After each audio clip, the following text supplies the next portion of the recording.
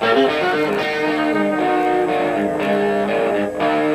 man, is that Double D? Yeah man, well turn it up man. Let's just go in and like kill all the orcs, right? They're the bad guys, who gives a shit? We just hack and slash and we loot their dead bodies, right? Hack and slash, kill them all, you know, conquer the infidels. Boy, that campaign sounds like a barrel of fun, doesn't it? Somebody who's opening a refrigerator and leaning in, right, is the language of a woman. Somebody who's opening their refrigerator and being cut off halfway through that lean is the voice of like a mermaid or a siren, right? This is not the face of the hobby anymore. And I think there's been mistakes made in years past where people assumed that D&D players were all, you know, white dudes in a basement. Which has been a faulty assumption for a lot of years and gets more and more false every day. And so it's, in my viewpoint, honestly, guys like me can't leave soon enough. I just had to be born with empathy and a weakness for socialism and femboys. For socialism and femboys. For socialism and femboys. You gotta put a little hot sauce on the taco, you know what I mean? We want this dwarf to be the dwarfiest dwarf. Right. We want the elf to be the elfiest elf. And just the dashiest dash of Tabasco. Their voices need to carry across water. I'm a creative. It's a huge drain, right? Because fans can be awful. Al zurdo de mierda no le podés dar ni un milímetro. ¿Me podés definir zurdo de mierda que no Todos lo los que, digamos, los colectivistas, los que ponen, digamos, o sea, esa idea... A ver, ¿Por qué le pones de mierda, digamos? Porque son una mierda. You say white lives matter, they don't. White lives don't matter because white lives aren't a thing. I disagree. Gary. Lutherville, Marina Del X, Otisburg. Otisburg? Who's this monster? She's got her own place. Otisburg? It's a little bitty place. Otisburg? Okay, I just wipe it off. That's all. It's a little town. Yep. We'll do it live. Okay. No. We'll do it live! Fuck it! Do it live! I'll write it and we'll do it live! Fucking thing sucks! In 5, 4, 3. Great sandwich! Thank you. I enjoyed having you here. You're a very good co-host. Man, your sinewy muscles are just ripped. And look how your gleaming sweat just comes off your golden body. And the women are just looking the same. And all of them want Double D.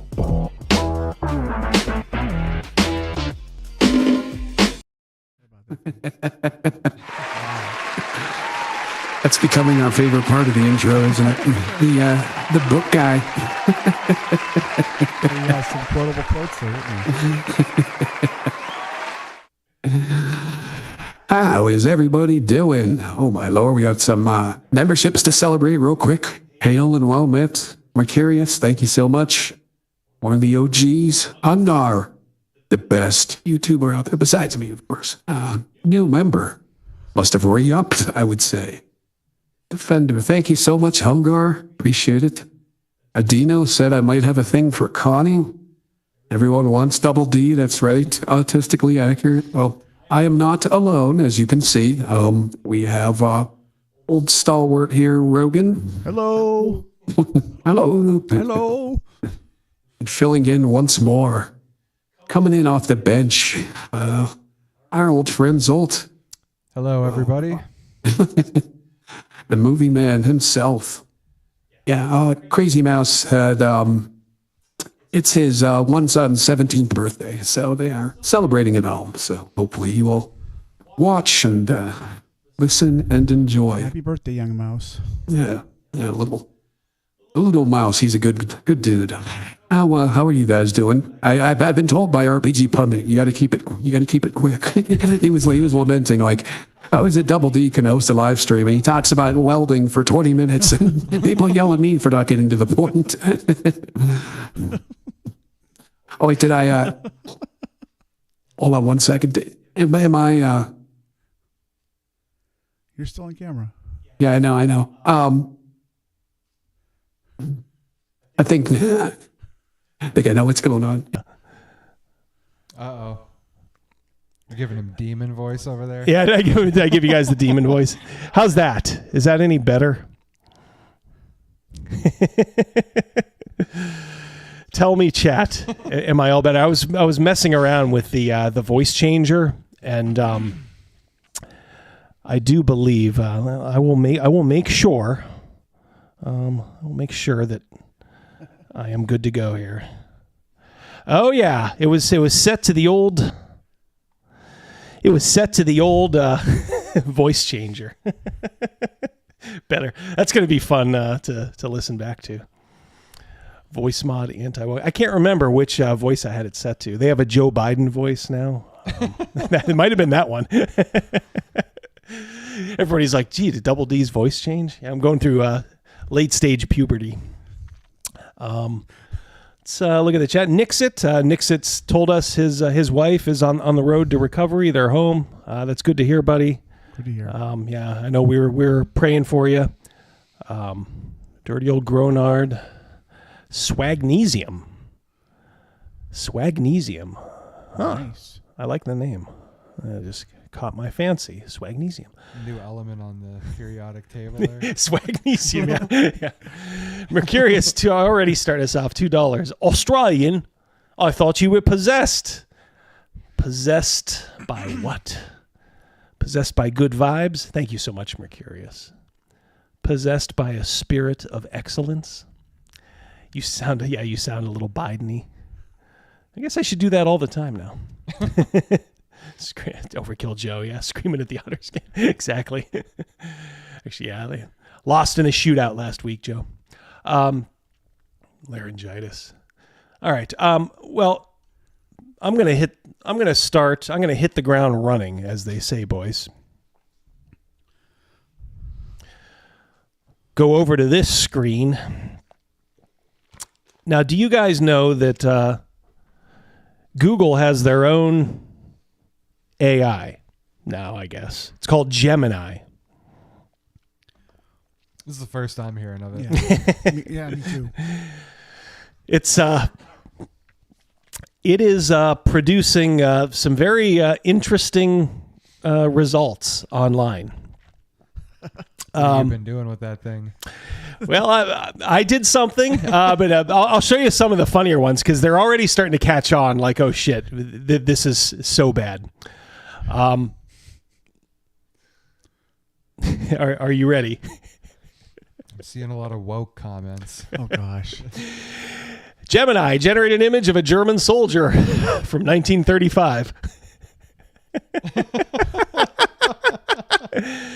We have I guess the top left could be a German soldier. The top right is a Japanese man. Bottom left is it's a black man, and I believe that is it looks like an Indian woman. Yeah. Wow. The Indian Women's Division. I do remember hearing about that. Yeah, they were very crack, weren't they? On the Russian front, they threw them in the Battle of Kursk, didn't they? People forget how diverse they were. Yeah, almost turned the tide. Interesting. There's there's. This is what happens when you play yourself and go so woke that you come right back around. Wow. Interesting. Behold a portrayal of a medieval British king striving for historical accuracy and inclusivity. Seriously? Yeah. Yep. Yeah, I've heard some of this like Black Bretonian stuff. So. Oh yeah, that's the latest lie. Yeah, it's like it's. The problem is if people don't like. If it just keeps getting said and just people get tired of swatting it down, like you wonder pretty soon will it just be accepted as fact? Yeah, you do. And I have to wonder too how many people are just so fucking stupid that this is like oh god, yeah, 20%. You know, on the realm of believability where they hear it a few times, they're just gonna believe this shit. Oh yeah. It's 20% and rising. 20% and rising sounds about right. Yes. Black man. A portrayal of a medieval British king. Huh. A black dude, a woman, and an Indian. A feather Indian, right? Not too sure what that has to do with medieval England. I thought that was Aragorn at first there. But. Yeah, from Rings of Power. Here are some images featuring the diverse groups who may have been among the first inhabitants of the Netherlands. You know, Gemini hates normal people. This machine intelligence is revealing all of this hidden anthropology now. I know, yeah. It's like the next level from those like alien UFO shows on the History Channel. There's another one. There we go. Now, I myself did a little playing around, and it is legit, because I said, show me a medieval king. It gave me a Indian woman. That is a definite. That is a feather Indian. That is the very definition of a feather Indian, and a black princess. This is not bullshit. They did everything to go out of their way to not show you a medieval king. Oh yeah, for sure. What should I ask chat? Generate an image of a Viking king.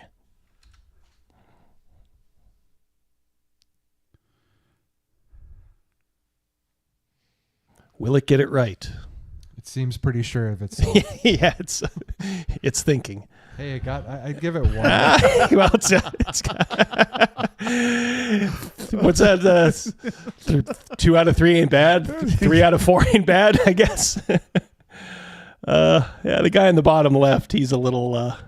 They're really trying to plug like Native Americans in wherever they can get them. It looks like. I know. All right, Bleeker says, generate. All right, here we go. Generate an image of a Dungeons and Dragons player. How many white guys do you think it'll generate? I'm expecting some Native Americans here. That would be. I think it's that would be something. If they it's all gonna be women with blue hair. Well, nowadays they probably should at least have at least one box full of those. I knew it. Not one. Oh, Not wow. one. Well done, Bleeker. Not one. I'll tell you what, maybe nowadays that is like what the audience is turning into. That looks like, the kind of group that you would see fucking one of these goofball DMs. Mm-hmm. Bottom left is pretty hot. The guy in the top right, he looks like the like Russell Crowe's like gladiator friend in the movie Gladiator. Remember the guy from Africa? He kind of looks like him. I know what you mean. Does he have 6 fingers? No, he's got 5. Okay. Oh no, wait, he does. He does have 6. He does have 6. Yeah. Well, it's like the one holding the paper is good. The one on the some sort of deformity. The one on the table. God. All right. Generate an image of a Grognar D&D player. All right.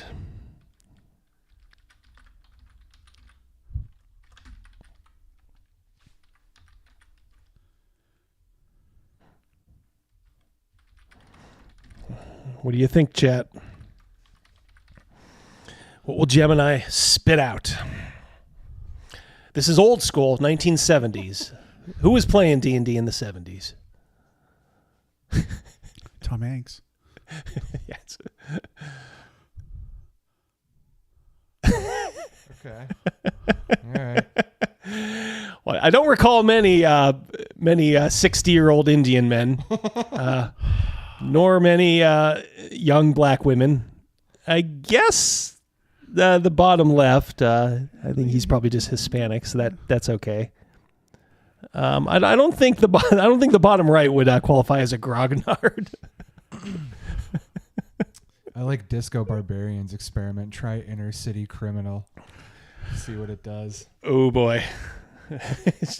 Dare I? You're going to test the limits of its computing power. All right, well, first I'll do generate an image of a Trump supporter.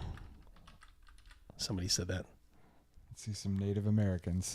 Let's go. Yeah, let's do it. Let's do this. Let's see if we can get... there you go. There you go. I feel like I'm not doing that.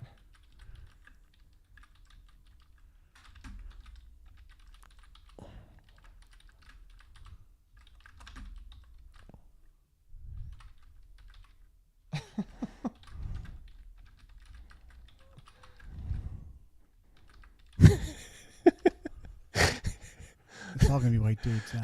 I care. Yep. See, it's got the fail safes in there. Oh. Womp womp.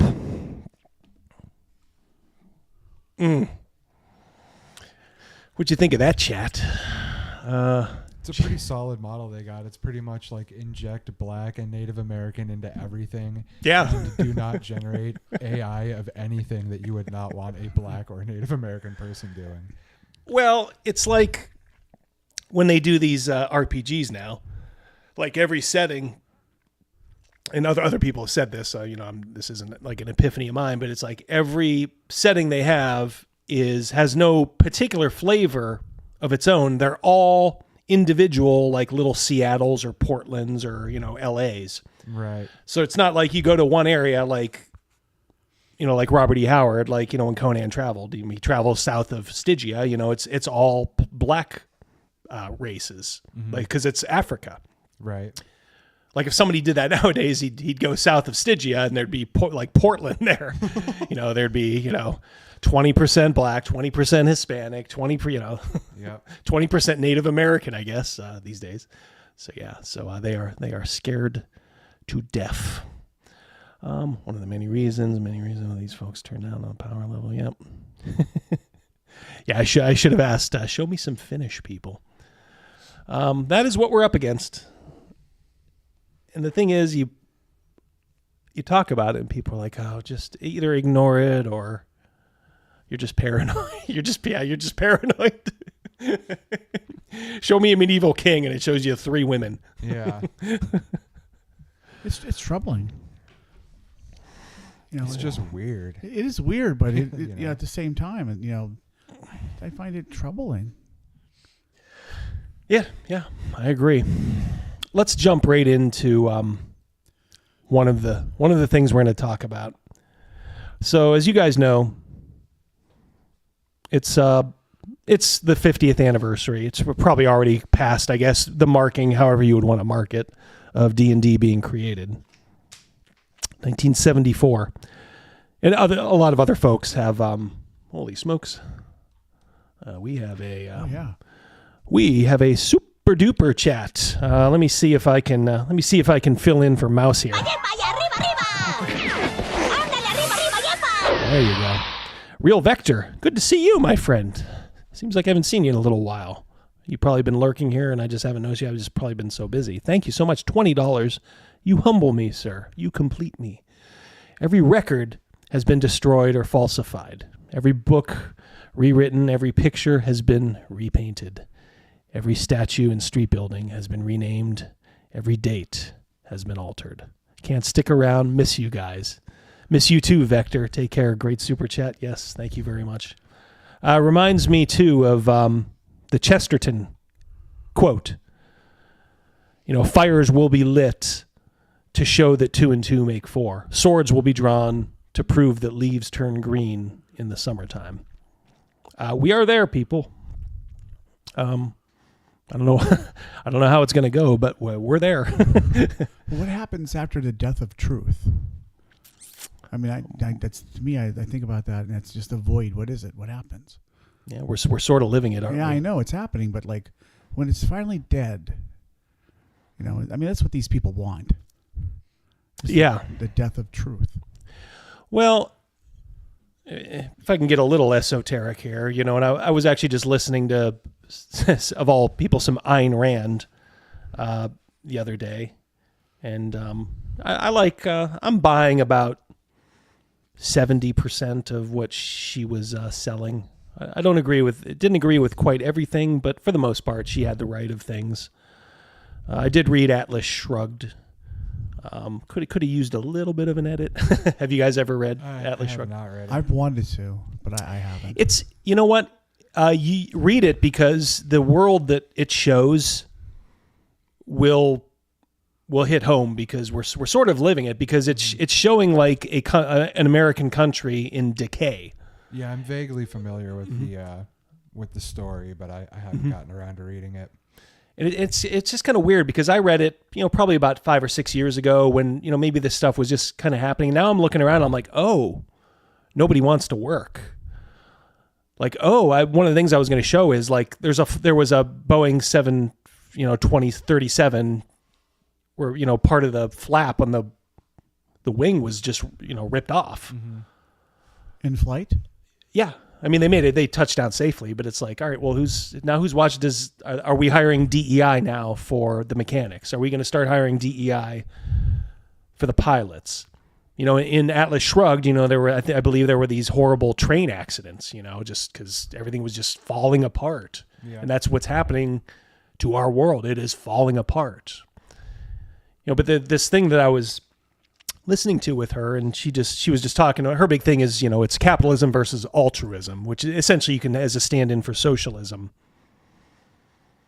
And she was just saying that the more outlandish people talk and almost lie to your face, they're sort of proving that, they may know that it's a lie, but what they're really afraid of is the independence that like a truly capitalistic society or something like that would grant you.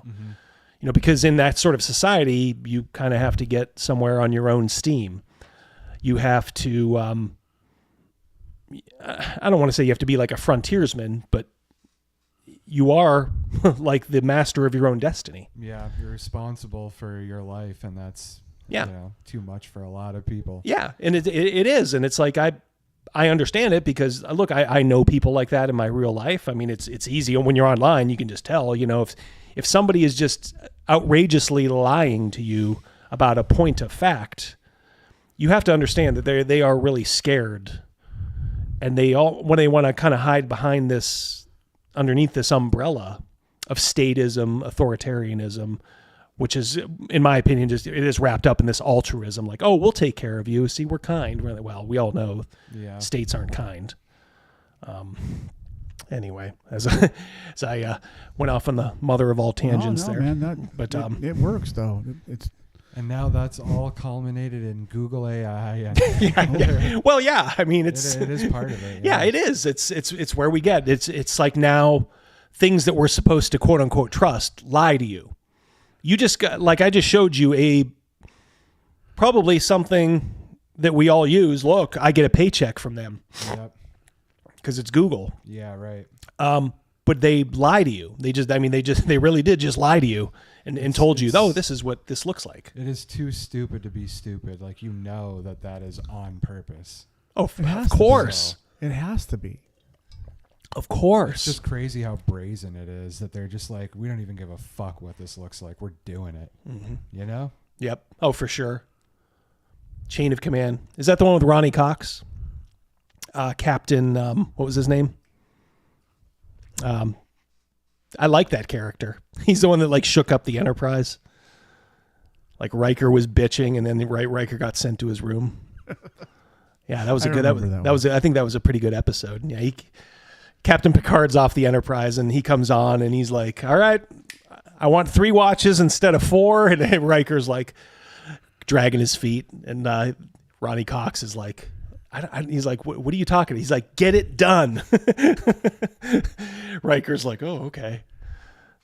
Yeah, what the fuck was his name? Come on, chat, help me out there. What was Ronnie Cox's character name in that? Jellicoe. I just remembered it. Captain Jellicoe. Yeah, great character. All right, so we're going to talk a little bit about this person here. This is Jason Tondro. He's being interviewed by Todd Kendrick. And this is part of a larger video that is on the official D&D site. And he's going to... Now, here's the thing. If you watch this whole video, he does talk with some historical perspective on, what the early days of D&D and what they know, because they're putting out a book. They're going to sell a 50th anniversary book that's going to have the full brown box, wording, from the original booklet, all that stuff, but he does seem like he understands, the history. But then they get to the very end of the interview, and I think this is like the last 3 or 4 minutes. So this kind of does show what the current caretakers of D&D, how they think. You can keep the old chat the Gemini chat, we just saw and everything else we've been talking about in the back of your mind. Card, he writes a note to Dave and tells Arneson. This is the beginning. So I did want to point out one thing before we get there. This is the beginning. Printing on the first draft, printing on the first original Dungeons & Dragons. Talking about Gary Gygax sending a postcard to Dave Arneson. Almost done. Almost done. The 7th of February, almost done. Your copy will be in the mail soon, and we have that. That's what they're selling. Well, that means that printing wasn't done yet. And at this early stage, the only way to get D&D at this point was through the mail. You would send in a $10 check to TSR, which had only been created a couple of months before in late 1973. Yeah. And they would send you a box. Now, some stores had begun to order copies, but it wasn't really on shelves. Right. But in the second or third week of February is probably the soonest that we can say fans got their copies of D&D in the mail. So sometime second or third week of February is probably about the closest we can really nail it down, for sure. Now, that's the first time that fans get it.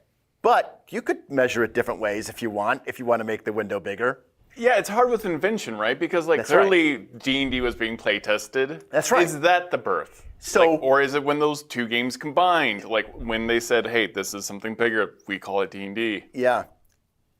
We know, for example, that Gary ran his D&D game on Sundays at his home. Right. And he had copies of the game before the printing was done. So if you want to celebrate in late January, yeah. Great. Yeah. Go ahead, because it was being played. Yeah. Fans didn't have it yet, but Gary had it. All right, so the reason I did that, it is kind of interesting. We're talking early 1974, but I always find it remarkable when people don't just do the most modicum bit of research to include. So Gary Gygax, as you all know, did a years-long Q&A on EN World. He just hung around. He was a member of the boards, and you would just ask him. It was like Q&A. Hey Gary, what about this? And God bless the man, he got around to most all of the questions. So all I did was go to that thread and just type in Arneson, and came up with a bunch of things. And it was just fascinating reading it. But I came across this, and he details the founding of D&D, talking about getting the money from, I think it might have been Don Kay. The whole run of 1,000 booklets. He's talking about Brown Book here, reference sheets, sets, box front, and spine labels, and boxes came to around 2,300. And here's Gary G. Gygax. Our first sale was one mail order, shipped off at the end of January, when the game was hot off the press. So, now is that his failing memory? Who knows?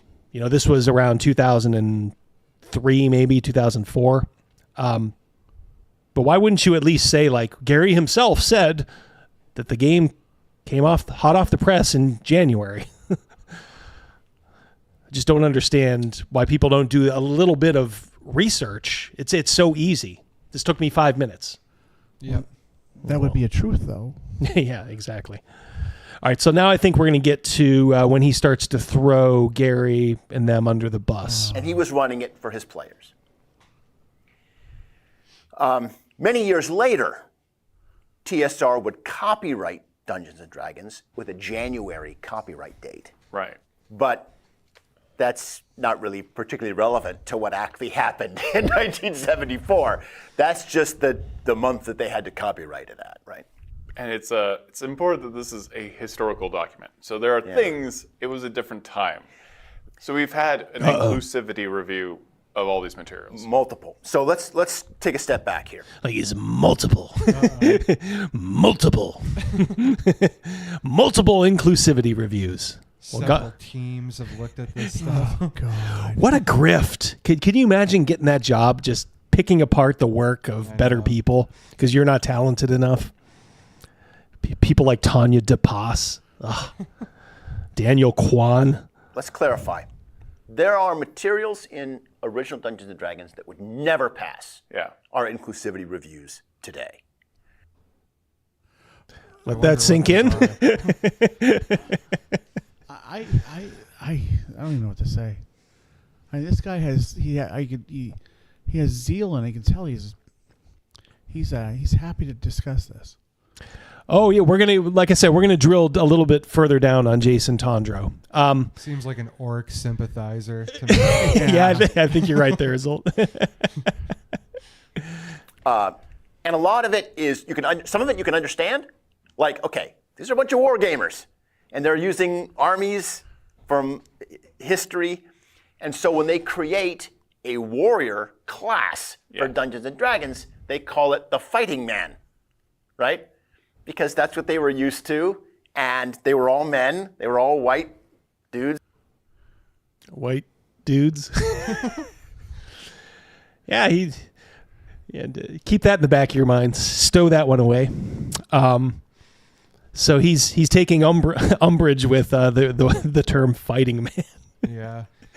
Did you ever think? There's also 0% chance that you could possibly roleplay a non-white character if you wanted to. Yeah, exactly. That's forbidden. Exactly. From Lake Geneva and the Twin Cities. But that's just the tip of the iceberg, right? Like, there's a lot of material in this book, and I won't go over all of it. Please. But it would not pass our inclusivity reviews today. Well, we couldn't change it. It's history. What we can do is acknowledge it and show how far we've come. Because that's not deep. Oh, man. Just take a look at the last three products that they've produced, major products. You'll see how much they've improved. D&D anymore. Yeah. Right? D&D gets more diverse and has a larger audience every day. The more diverse the game becomes, the more people of different genders and ethnic backgrounds and faiths see themselves in the game. Then they go make their own versions of the game, and more players start to see themselves represented in the game. The more diverse the creators get, the more diverse the players become. You guys could see that diversity in my intro, right? Remember the gates of Gen Con being open? Indeed. Oh yeah. I mean, every other person was black or Native American, right? With feathers. Mm-hmm. Feather Indians. Didn't think I'd be talking this much about feather. Well, it's like you get both too, because they had Eastern Indians and feather Indians. I mean, yeah, you saw it there, of course. And that's the way it should be. So this book is very interesting because I think it really highlights how far the audience has come and how the game has changed over the 50 years, like we were talking about earlier. Yeah. How it's played, who plays it, and how it's created. That's, in many ways, the way that it's created is the part that changed the least. Because a huge driver in early D&D was fan creations. And that's still true today. Still true today.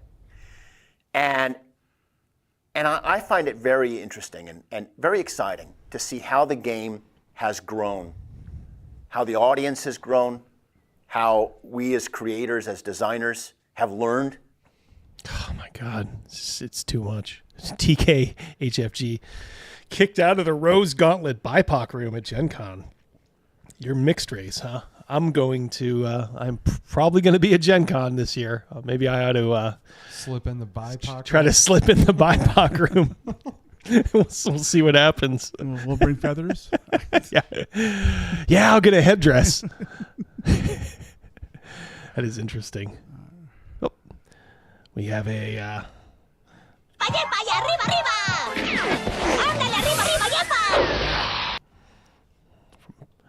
Our friend Patrick Demo. This guy talks a lot of crap for someone who looks like he's been told by Chris Hansen to take a seat. Yes. Yeah, he is like the pedo James Cameron. Yes. pedo James Cameron. Thank you very much, Patrick. $5. Mucho gracias. Ever since.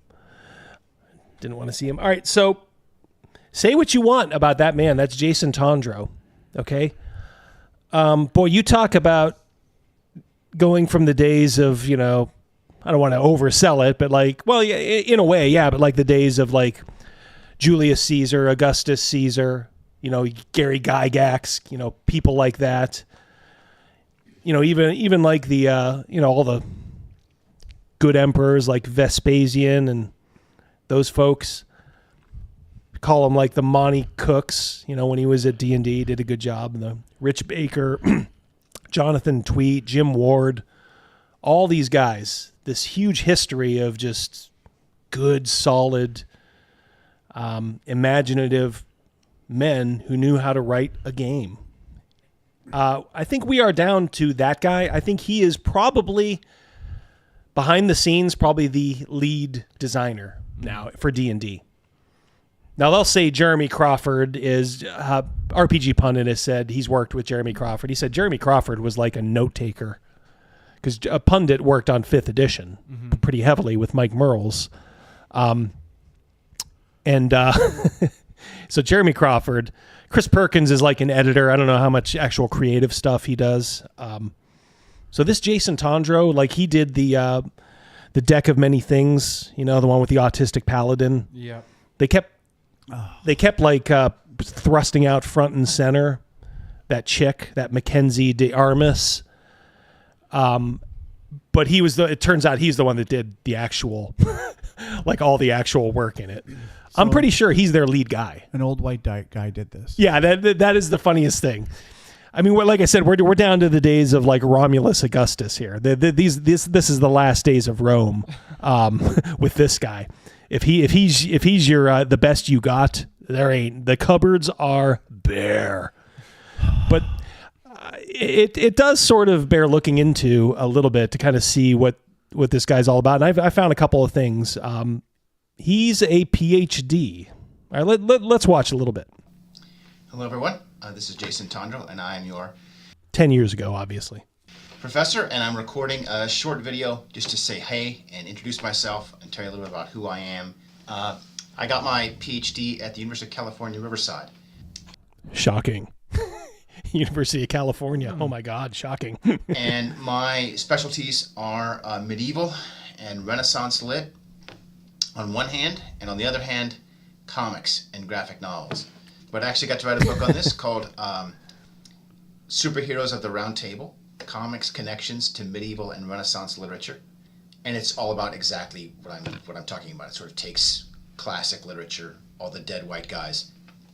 All the dead white guys. I also blog occasionally. I have a... Yeah, he's been doing this for 10 years. Yeah, couldn't help himself. Yeah, I did, yeah. I have a blog write about comics or literature or some of my hobbies, which include a lot of video gaming and stuff like that. This is 10 years ago, and I understand he was probably playing role-playing games, but he didn't even list RPGs as his hobby back then. For an old white guy, could he be into any more stereotypically old white guy exactly. shit? Comics, video games. Into medieval literature. It's like, okay, old white guy. Jeff from Denkar, $5 Canadian. The more these people virtue signal and throw people like Gary and Dave under the bus, the more it seems to be a cover for their own moral failings. Yes, absolutely. Thank you very much, sir. There's another one. Ay, ay, ay. Give you guys the group.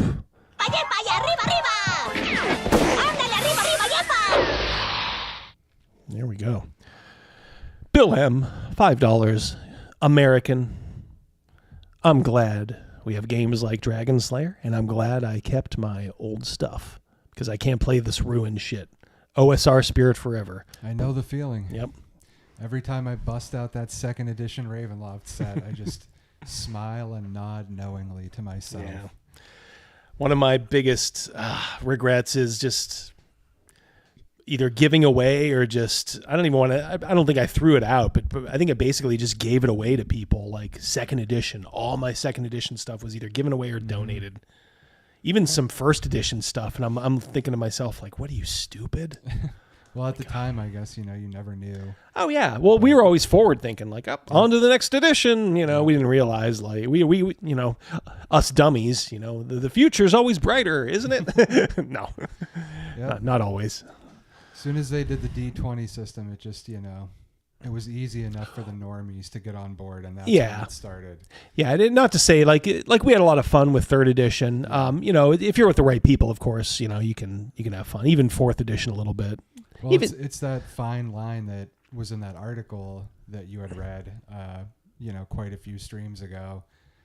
You have to sort of get some of the mainstream involved to propel the product a little bit, but oh yeah, then the subculture gets ruined. Yep. It's just exactly. Geeks, mops, and sociopaths. Yeah, we'll have to do that again someday. Yeah, go do yourself a favor if you weren't here for that. Try to track down that live stream or just read the article too. That works. Yeah, it's like you need, if you want it to grow a little bit, you do need some normies, but you start getting too many, they bring in the sociopaths, and boy, the sociopaths are here. Oh, aren't they? Yeah. we weren't gatekeeping hard enough. No, not nearly hard enough. Not nearly hard enough. But can you do? All right, so so that was Jason Tondro 10 years ago. He was a full professor at some university in Georgia. Now, granted, it was like medieval comic book stuff, so I'm not sure.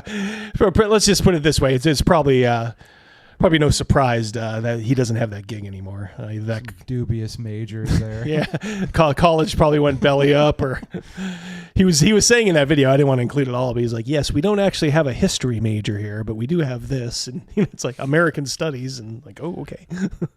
All right, so, but this is an interview he did. Now, before he was at Wizards of the Coast, where he is now, he was at Paizo from like 2018 to 2022. And if you guys recall, Paizo unionized. Well, guess who was one of the biggest, look, I'm not against unions per se. I am against unions wholesale for a fucking RPG company because it's so retarded.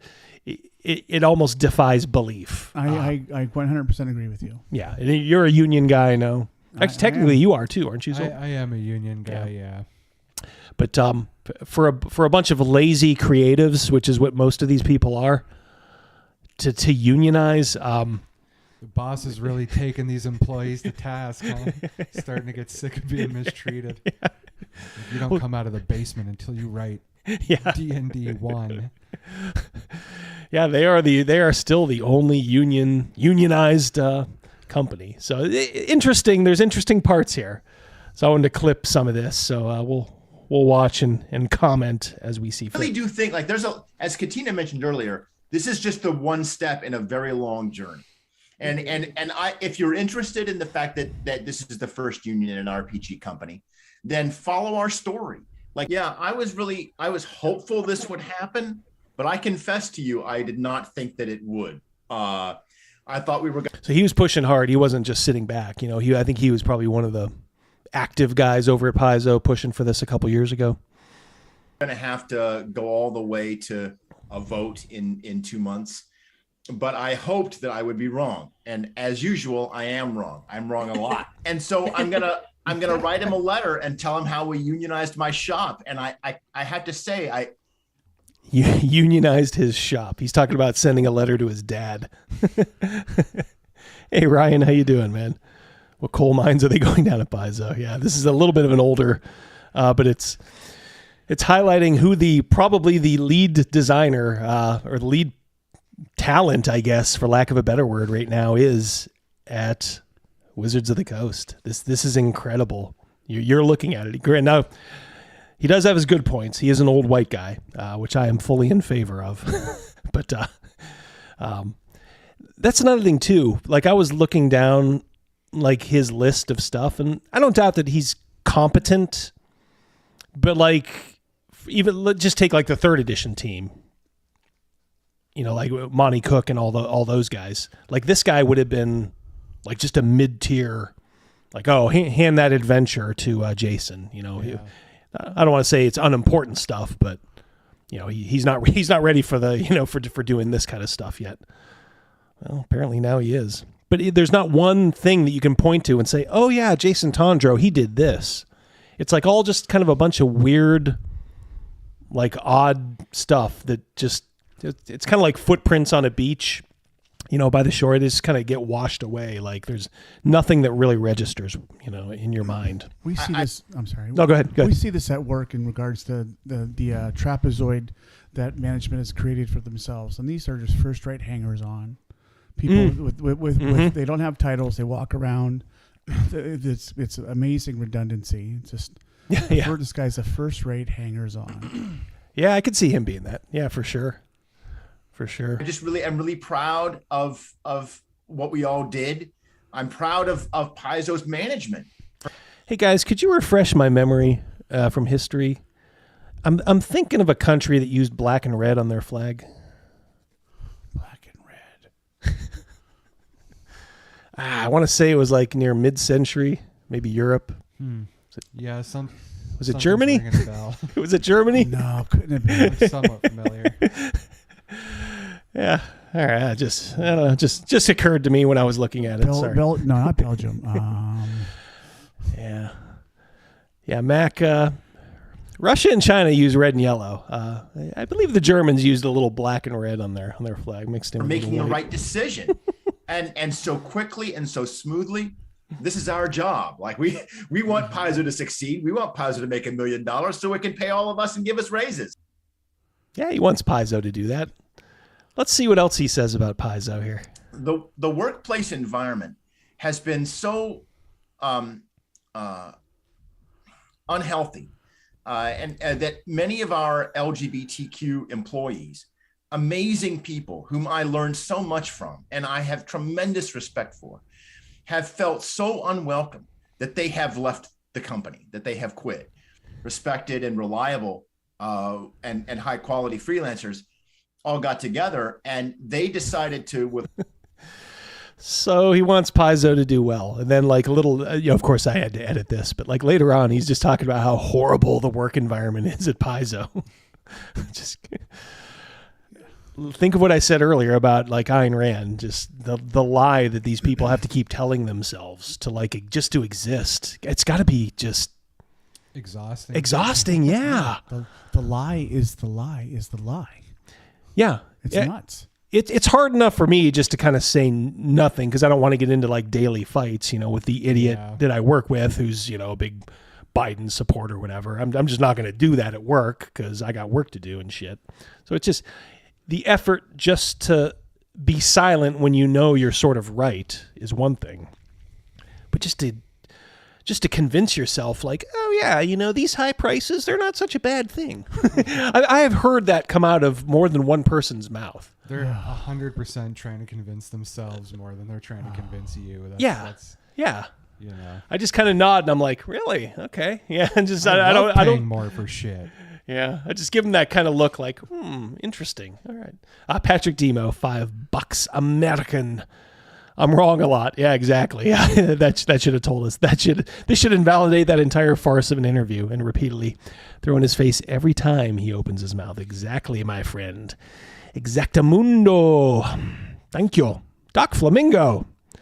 $15. I don't know if we've ever gotten a $15 super chat. It's an odd value. Thank you so much, though. I really appreciate that. Doc says Hasbro is right to feel shame of what they've done with D&D. Not where it came from. This is so up its own ass. I'm surprised they didn't beat CERN into creating the first man-made black hole. Well said, my friend. Thank you so much. Ubelar. Let me give you guys all the... we'll give you this. If you're good at something, never do it for free. There you go. From the Joker himself. Our guys are unhappies. Union. $10 super chat from Whoo BB. Thank you very much. Whoo BB.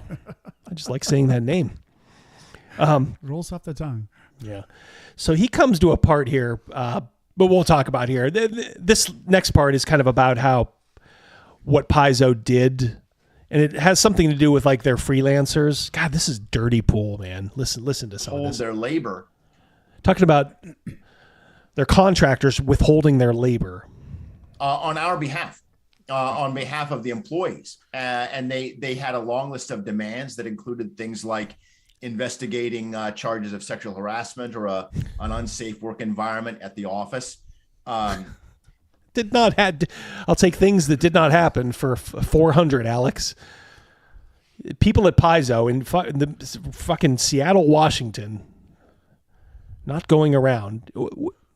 What happened was the company had a bunch of mentally ill people. They may or may not have been transgender. Okay. And a lot of them are gone now. Okay. Because even management has their fucking limits for somebody coming in and just being crazy, from 9 to 5. Yeah. It's not sexual harassment. It's like, Jesus, probably just get your fucking ass to work. And this is how crazy like these companies up in Seattle are. I mean, we really need to just start segregating them. Oh, that's a Seattle company. You can ignore everything they sell or say. But he's talking about their subcontractors demanding this of Paizo. It's like, bitch, you're not an employee. Finish the fucking thing or you're not getting paid. I find that so hard to believe. That's an impossibility. Oh my God. I hate these people. I hate this industry. I'm getting more and more convinced like the only way to do it is just be a one-man band. Like Greg, like that Kelsey Dion, like just do your thing and then just put a freaking license at the end and then just get talented like normies to just occasionally throw in some really cool stuff. Because these people can't produce anything of value. Anything. Or Chris Miller, my friend. Throw him in there too. The Mad Scribe. Thank you very much, Chris. $20. They infiltrate a business they have no stake in to fundamentally change a game they don't play so they can force the company to give them pay and benefits they don't deserve. They are parasites. Oh, yeah, we will get to that too in a moment. Absolutely. Chris, because I will point out the obvious here about Mr. Tondro. Thank you so much, though. Very generous. $20. Very succinctly put. Yeah. Yes. Chris is he is the Mad Scribe, but he is the right scribe. He knows how to phrase it just so. Hey, Double D, how old is this clip that we're watching? This is only a couple of years. I think this was 2021, the end of 2021. All right. Mm-hmm. Maybe hiring a diversity officer to make sure that our LGBTQ employees. Oh yeah, we need a diversity officer here. Oh my, every company needs that. They need a talentless fucking hack who gets $100,000 salary for doing nothing but being a fuck. That's what we need. You got to walk around on eggshells. Yeah. Until this person gets you in trouble. They're more afraid of that person than HR. They're commissars. That's exactly what they are. They're commissars. Like they're like NKVD. And our female employees and our people of color who work at Paizo. You don't have any people of color. Holy cow. I did a fucking video. Go look at it, Jason. It's called I can't remember what the exact title is, but it's like all these fucking Seattle companies are hypocrites. Guess what I did? I took the time to get your faces and I threw them all together in a little montage. You, Wizards of the Coast, Kobold Press, Green Ronin, all you Seattle fucks. Guess what? You're all white. There might be a couple of Hispanic guys in there. I didn't see one brother.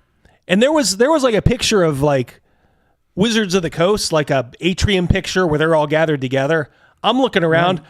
I couldn't find one brother. No. They can't find a single black guy with a degree in medieval literature. Yeah, exactly. Shocking, right? Shocking. How do you get a degree in that? Yeah. What makes you go in that direction? Well, I love comic books, but if I had to do it over, I wouldn't do that. Fuck, I want to make money. Yep. Exactly. So it's like people of color at Paizo. Show me. Did I miss somebody? I'm not perfect. I may very well have, but I didn't see one freaking person of color there when I did my video, and that was just last year. $5, Chris Miller. If your job is to find problems, you will always find problems, or you don't have a job. Precisely. True story. And that is the rub, as they say. If they're not finding stuff, they're going to start to look over their shoulder. So they'll make up stuff that they think. And that's just got to be great for creativity. It always is, isn't it? Yeah. Having the sword of Damocles hanging over you from some talentless fuck. At least they have an excuse for, putting out shitty products now, right? Yeah, well, yeah. Too busy worrying about all these regulations.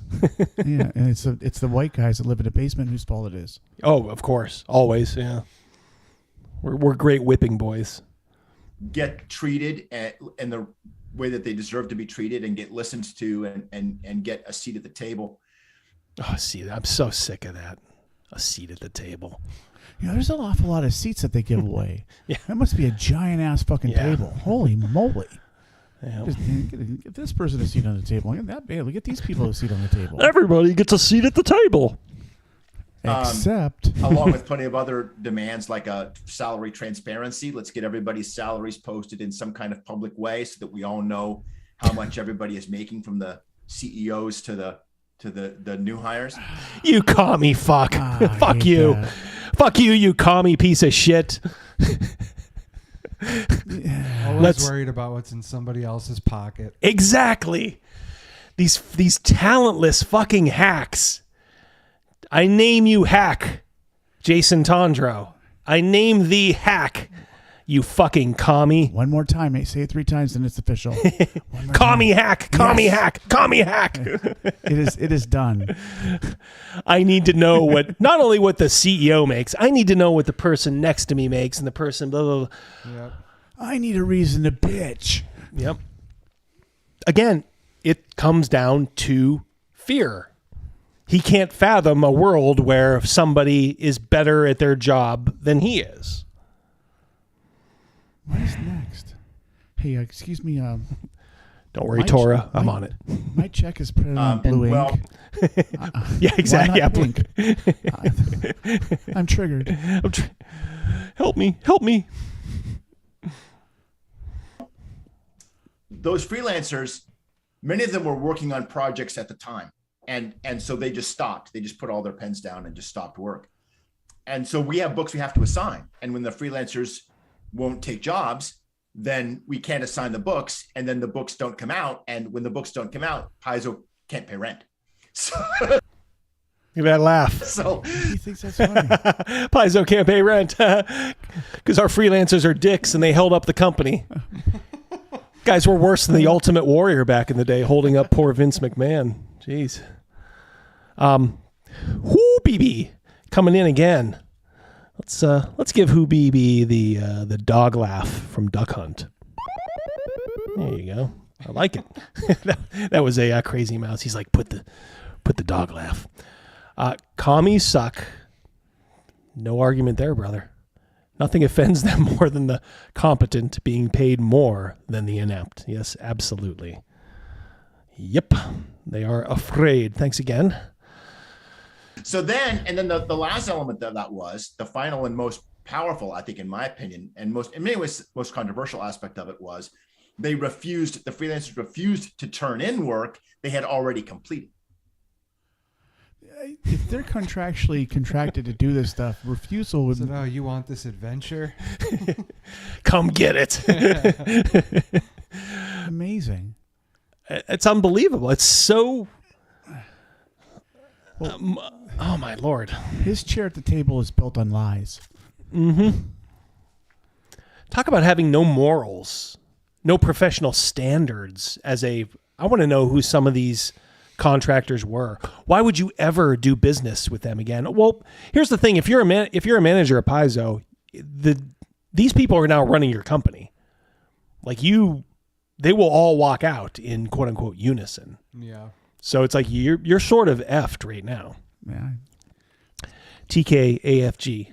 Why aren't you at your post? TKAF. Oh, that's not him. $5 super chat.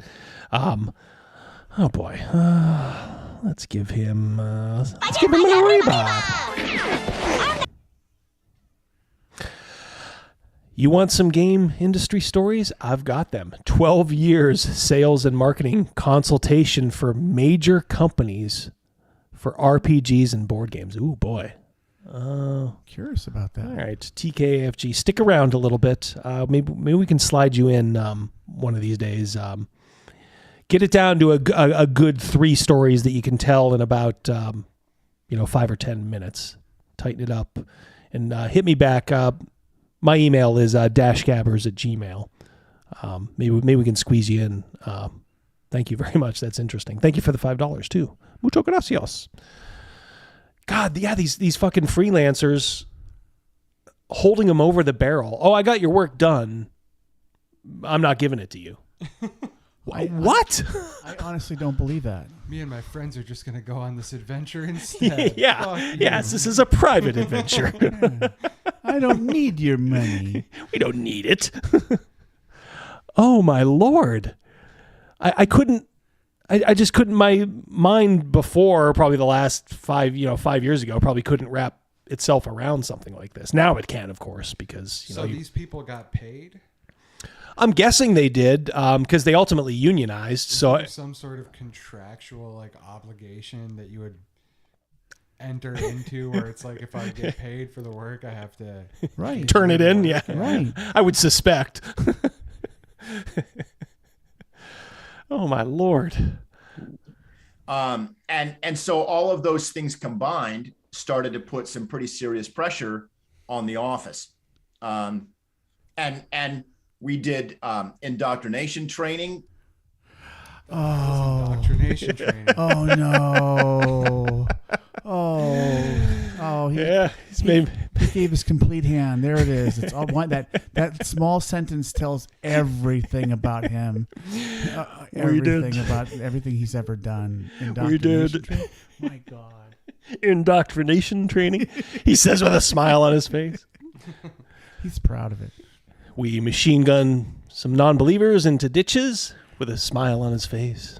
To prepare for anti-union activities, we all sign union cards while singing solidarity. We don't pay people enough money. All right, so listen to this part. This just floored me. All right, so this guy is a PhD. Has taught at university, no matter how podunk the university was. University professor. Left academia to go work at Paizo. So listen to this. Customer service, warehouse staff, new editors when they get hired. A lot of folks at our company get hired for less than 40 a year, like 33, 35 a year. Seattle is not a cheap area to live in. Seattle is a living wage in this area is about 41. Like you can't do it. I was hired as an editor at 38, 3.5 years ago. 38 3 years ago. This is a guy with a PhD going to work for $38,000 in Seattle, Washington. He got the job he wanted, not the job he went to school for. Yeah. But it's like, it's one thing, obviously. Look, if you're at a certain point in life, it's fine. And even if, you're in a, like we live in a still fairly sort of low cost area, although it is getting more expensive. Whoops. You make RPG, Brother Grodnar. But it's like, holy shit. You got all these student loans out, and you went to work for a RPG company for less than 40 a year. That is the grift. I guess. He got his PhD, right? I mean, he did say that, right? Because it's not his pimp and hose degree. I mean, that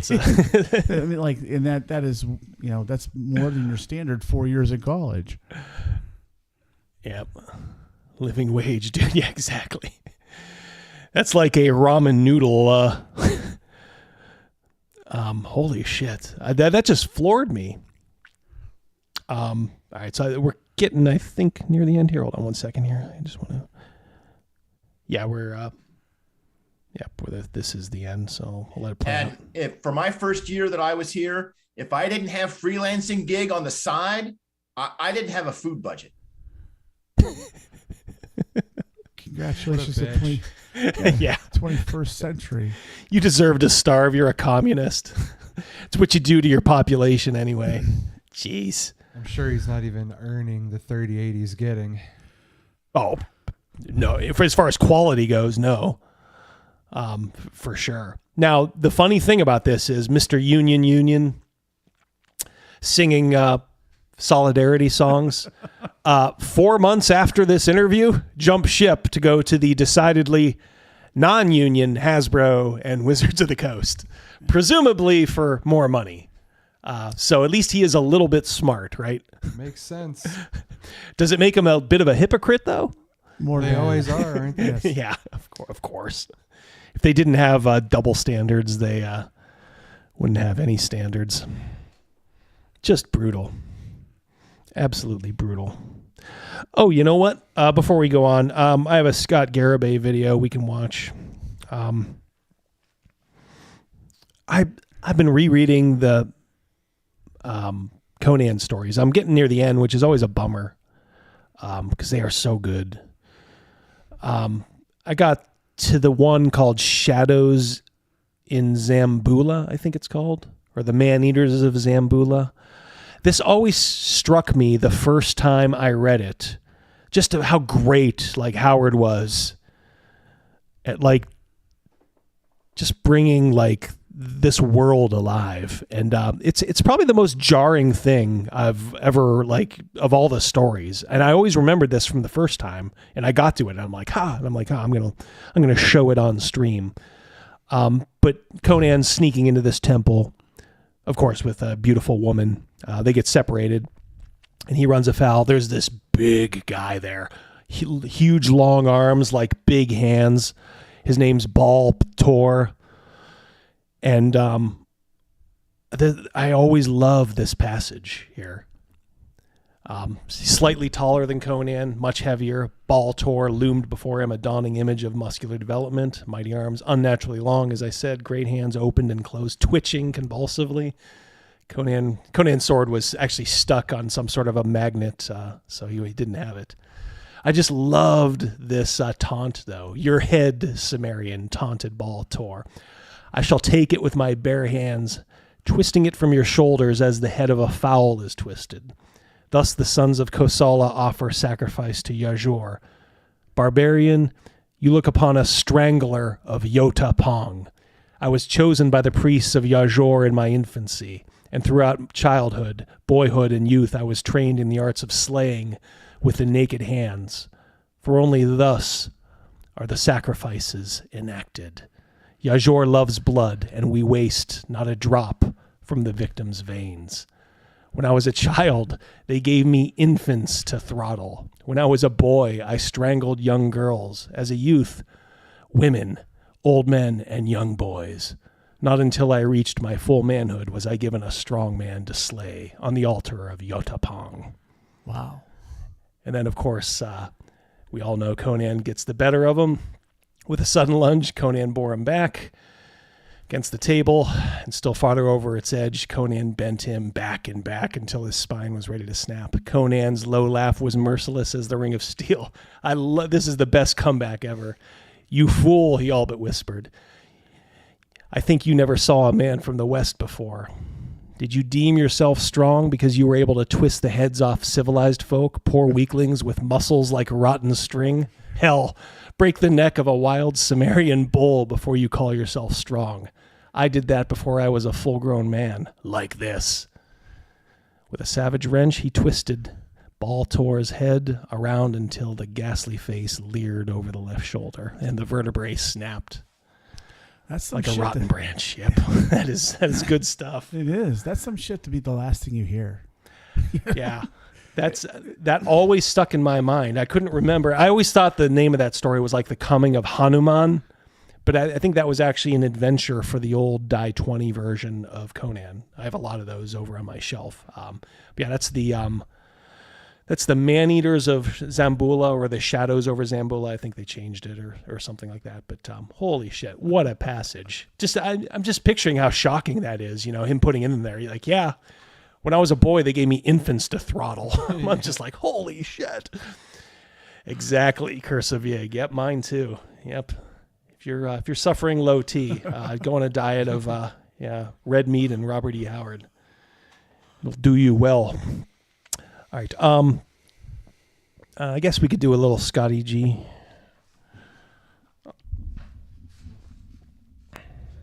Oh, 1 second. Hold on. I have to do something real quick here so we can hear it along with you. Hi, this is Scott Garibay, and today I want to talk about Dungeons & Dragons and Dungeons & Dragons' growing influence in Hollywood. All right. So one of the things that's really interesting is Dungeons & Dragons is getting a wider footprint in Hollywood itself. So first of all, it had a major blockbuster year last year. Dungeons & Dragons Honor Among Thieves made $207 million. And you're like, Scott, $207 million isn't a lot of money. It is in 2023. I love that. I'm just like, well, first of all, it is worth a whole lot less in 2023, as we know, because of inflation. But it's like, Scott, what was the budget? What was the budget for the movie? Tell us. His blind spot is just so unbelievable. We've compared him to the Iraqi information minister before, Baghdad Bob. He almost is like that. It's like he's leaning into it. Yeah, he's definitely a pretty big fanboy here. He just doesn't want to admit. No, not at all. So D&D has a big footprint in Hollywood. Okay. Trust and believe, right? So trust and believe. So the number one movie in the world last year was Barbie. It made $1.4 billion. $1.4 billion is garbage money for that's bog standard Marvel blockbuster. Right? $1.4 billion with a B. Money. It's garbage money with a B, right? with a B. At this point, he's got to be just taking the piss out of all of us, right? I mean, he's got to get him on the payroll as like a hype man, legit, because nobody champions them harder than this. I think that's what he wants. Absolutely. His channel's just been that's all it's been like the last couple of years. 1.4 billion is garbage. Yeah, but the 200 million for D&D is good. Well, we're talking 200 million 2023. Oh yeah, right. Yeah, exactly. We're talking 1.4 billion 2024. Apples and oranges. That's half of a Marvel blockbuster, right? So the reality is, it's like one movie, like the all-time leader. That's half of the all-time leader. That's no good. Dungeons & Dragons $207 million in 2023 fully qualifies as a massive blockbuster success. And that's why we're getting a brand new Dungeons & Dragons television show soon, straight from Paramount Plus. Really? Right? But what's really interesting, what we're going to talk about... Did they is that the one they canceled? I don't know. I think they did. I don't did. remember hearing about that. Chad, help us out. D&D TV show, huh? I thought like Joe Manganiello was going to do like a Dragonlance show maybe, but okay. See, I heard it got canceled. I heard they pulled the rug out. It probably would have sucked anyway, but I still checked it out. Yeah, of course. I like Joe. Yeah, they're saying yeah it was Dragonlance. So he's not even aware. How am I aware of this? He's not aware that it's canceled. Yeah, everybody's saying like it's canceled. Webhead Mike, his old DM. Yeah, Dragonlance is the only. Yeah, it was canned. Thank you, chat. Today is how Dungeons & Dragons Honor Among Thieves and Dungeons & Dragons specifically Stranger Things Hollywood influence, Dungeons & Dragons growing Hollywood influence. So first of all, they just recast, they just cast the Fantastic Four film, and a lot of people are really excited, okay? So it's Eben Moss Bachrach, and he is cast as the Thing. He is cousin from Io Edebiri's absolutely brilliant small screen success, The Bear. If you haven't seen The Bear, what you should do is watch my shorts on The Bear. So that show is absolutely brilliant, and it has a lot of lessons for dungeon masters and dragon masters, and every dungeon master and every dragon master should absolutely watch The Bear. It's phenomenal. The Bear. Good to see you, by the way, Greg. Hope you're doing well, my friend. Show. So really, really good. Really fantastic show. So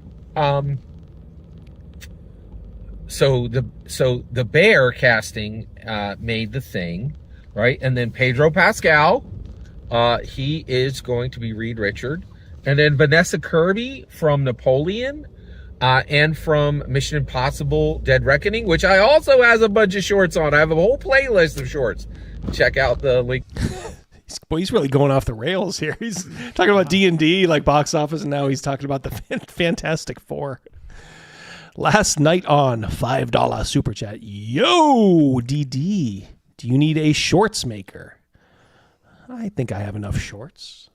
I usually buy them at Walmart or something. Oh, that kind of YouTube shorts. Gotcha. I would be happy to put some together from your last few shows and see if you may want to use them. I tell you what, if you have your own channel and you want to throw it on there, that's fine. I wouldn't object, of course. I don't know. The problem with shorts last night on is I do them sparingly because they seem to attract a kind of a different audience. It's kind of a thing amongst YouTube creators whether to use them or not. I think what I'll do is I'll do like a short about just regular gaming stuff. Like I did this past week. It was right before our game. I showed this map. After our game, I went up and I'm like, holy shit, this short got 2,000 views, which normally mine don't get. But then are 2,000 people looking and saying like, oh, this guy's a great, he's one of us, but they're actually kind of like Jason Tondro or something like that, So am I sending out the wrong message to some of these folks? So I don't know. That's always a thing.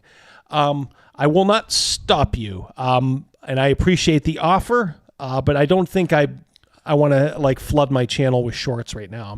I'm trying to really just kind of push the long form content as it is. But you are free to cut up any of the live streams if you wish. If you want to cut up whatchamacallit, Otto and Roland, which we will get back to whenever we get the boys back together. You can do that as well. I will not stop you. In fact, I will thank you heartily. All right, so let's get back to Fantastic Four talk. Below, check out my playlists, right? And check out my Io Edebiri's The Bear playlist, and check out my Mission Impossible: Dead Reckoning playlist, both that are specific to Dungeons and Dragons. And so Vanessa Kirby is going to be Susan Storm, okay? And then, and Pedro Pascal is going to be Reed Richards. But let's talk about Johnny Storm. Who is going to be Johnny Storm? So when Hollywood said we need to cast a multi-billion-dollar blockbuster, they said, who do we need? We need a dungeon. We need Scott Garibay. And that's who they got. Joseph Quinn from Stranger Things, Eddie Munson. And Joseph Quinn did nothing before Stranger Things, his Eddie Munson 80s dungeon master role, right? Boy, he's stretching it, isn't he? That's a stretch. He said D&D's influence is undeniable. Exactly, yeah.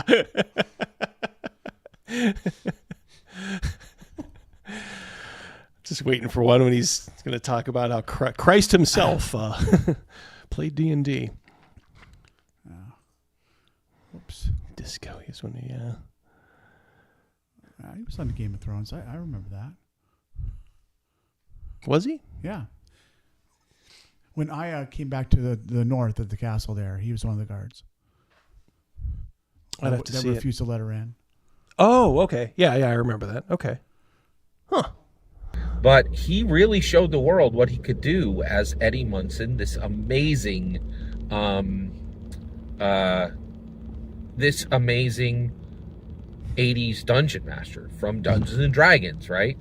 And the world saw Joseph Quinn as an 80s dungeon master, Eddie Munson, and of course said, yeah, of course, this guy belongs in a multi-billion-dollar blockbuster and a relaunch. Of course. They stroke their beards. Process. Yes. He was handpicked. He didn't even have to audition. I need a dungeon master, damn it. You mean the guy from Stranger Things? No, the guy from D&D. Let's get one thing straight. Chris Miller, $5 takes him longer to get to the point than it does to deliver food. Oh man. Zing. Exactly, Chris. Major new Marvel property, right? And that came 100%, in my humble opinion, comes directly from Dungeons and Dragons, right? Now, and can't let that go. 100%. Scott, what the fuck does that mean?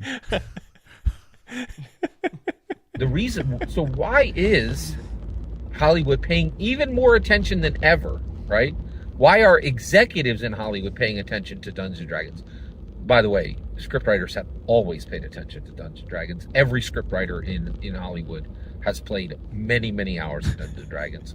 But the difference... All of them. Every single one. Every single one. I was there, yeah. That's the ticket. Yeah. John Lovitz's liar. That's the ticket. Now is executives are paying attention. And the reason why is if you rub Dungeons and Dragons against something, you become a millionaire. That thing...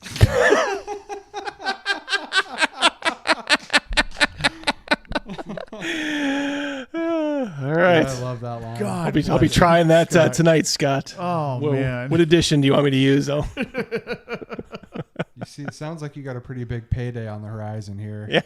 Wow. makes millions and millions and millions of dollars, right? What is at the heart of the number one streaming? You know what the number one streaming throw in the world is? It's Stranger Things. It is the number one new property that is succeeding. It is what every single streamer is trying to recreate, right? Stranger Things is the strongest streaming show in the world, and at the heart of every single season is Dungeons and Dragons. Nothing more, nothing less. Dungeons and Dragons is the thing, right? And it's why Stranger Things camera is work there. success. It's like all black. And when Marvel, cast its Fantastic Four, they had to put Eddie Munson, the 1980s Dungeon Master, in it because Dungeons and Dragons is the gold. You rub it up against your thing, and that thing makes millions. That was on purpose. That was on purpose. That had to be. That's why I say. I think he's getting to. It's almost like self-aware. Self-aware. Yeah. He's becoming self-aware. Yeah. He's starting to know what his real value is. E.g. Stranger Things. E.g. Larion. E.g. Critical Role. E.g. Matt Colville. Right? None of those things would be successful without Dungeons and Dragons. He keeps saying E.g. It's like, Scott, you're not writing something here. You can just say it. E.g. What does that mean? None of them. Right? And so there's a huge growing footprint where Dungeons and Dragons' influence in Hollywood is massively growing beyond what it was. And we already had a foothold. Dungeons and Dragons' Hollywood foothold started in 1983. And actually, that was no small thing. Gary Gygax created the one of the most successful Saturday morning cartoons in history. And wasn't that successful? It's like lasted like a year, I think. Hey, drew it by himself. Yeah. Yeah. And he colored it in too. Yeah. The thing is, you can just, because I just like, we'll throw a Scott video in because, I knew we'd have at least two of us or three of us total. So you always want like a nice big crowd to discuss it. You can just pick one at random, and he always delivers. Yeah, it's like evergreen content. Like just he is break golden. glass. He is golden. He is. Oh, for sure. Dragons is one of the reasons why the term Saturday morning cartoon means something, right? It was part of that epic string of successes that that really established Dungeons and Dragons. So Dungeons and Dragons' relationship with Hollywood stems from 1983, massive success for the Saturday morning cartoon, massive success with the 2000 Dungeons and Dragons movie, massive success with bona fide failure. Like the 2000 movie was a bona fide failure. Massive success. Yeah, massive success. Man, that movie was terrible. 23 Dungeons and Dragons movie. Dungeons and Dragons hits with Hollywood, and now Marvel owes Dungeons and Dragons a debt, in my humble opinion. Every single word you just heard is my humble opinion. What's important is when I get to hear your humble opinion, when you get in the comments and send your traffic. Please consider liking and subscribing, and have a wonderful millennium.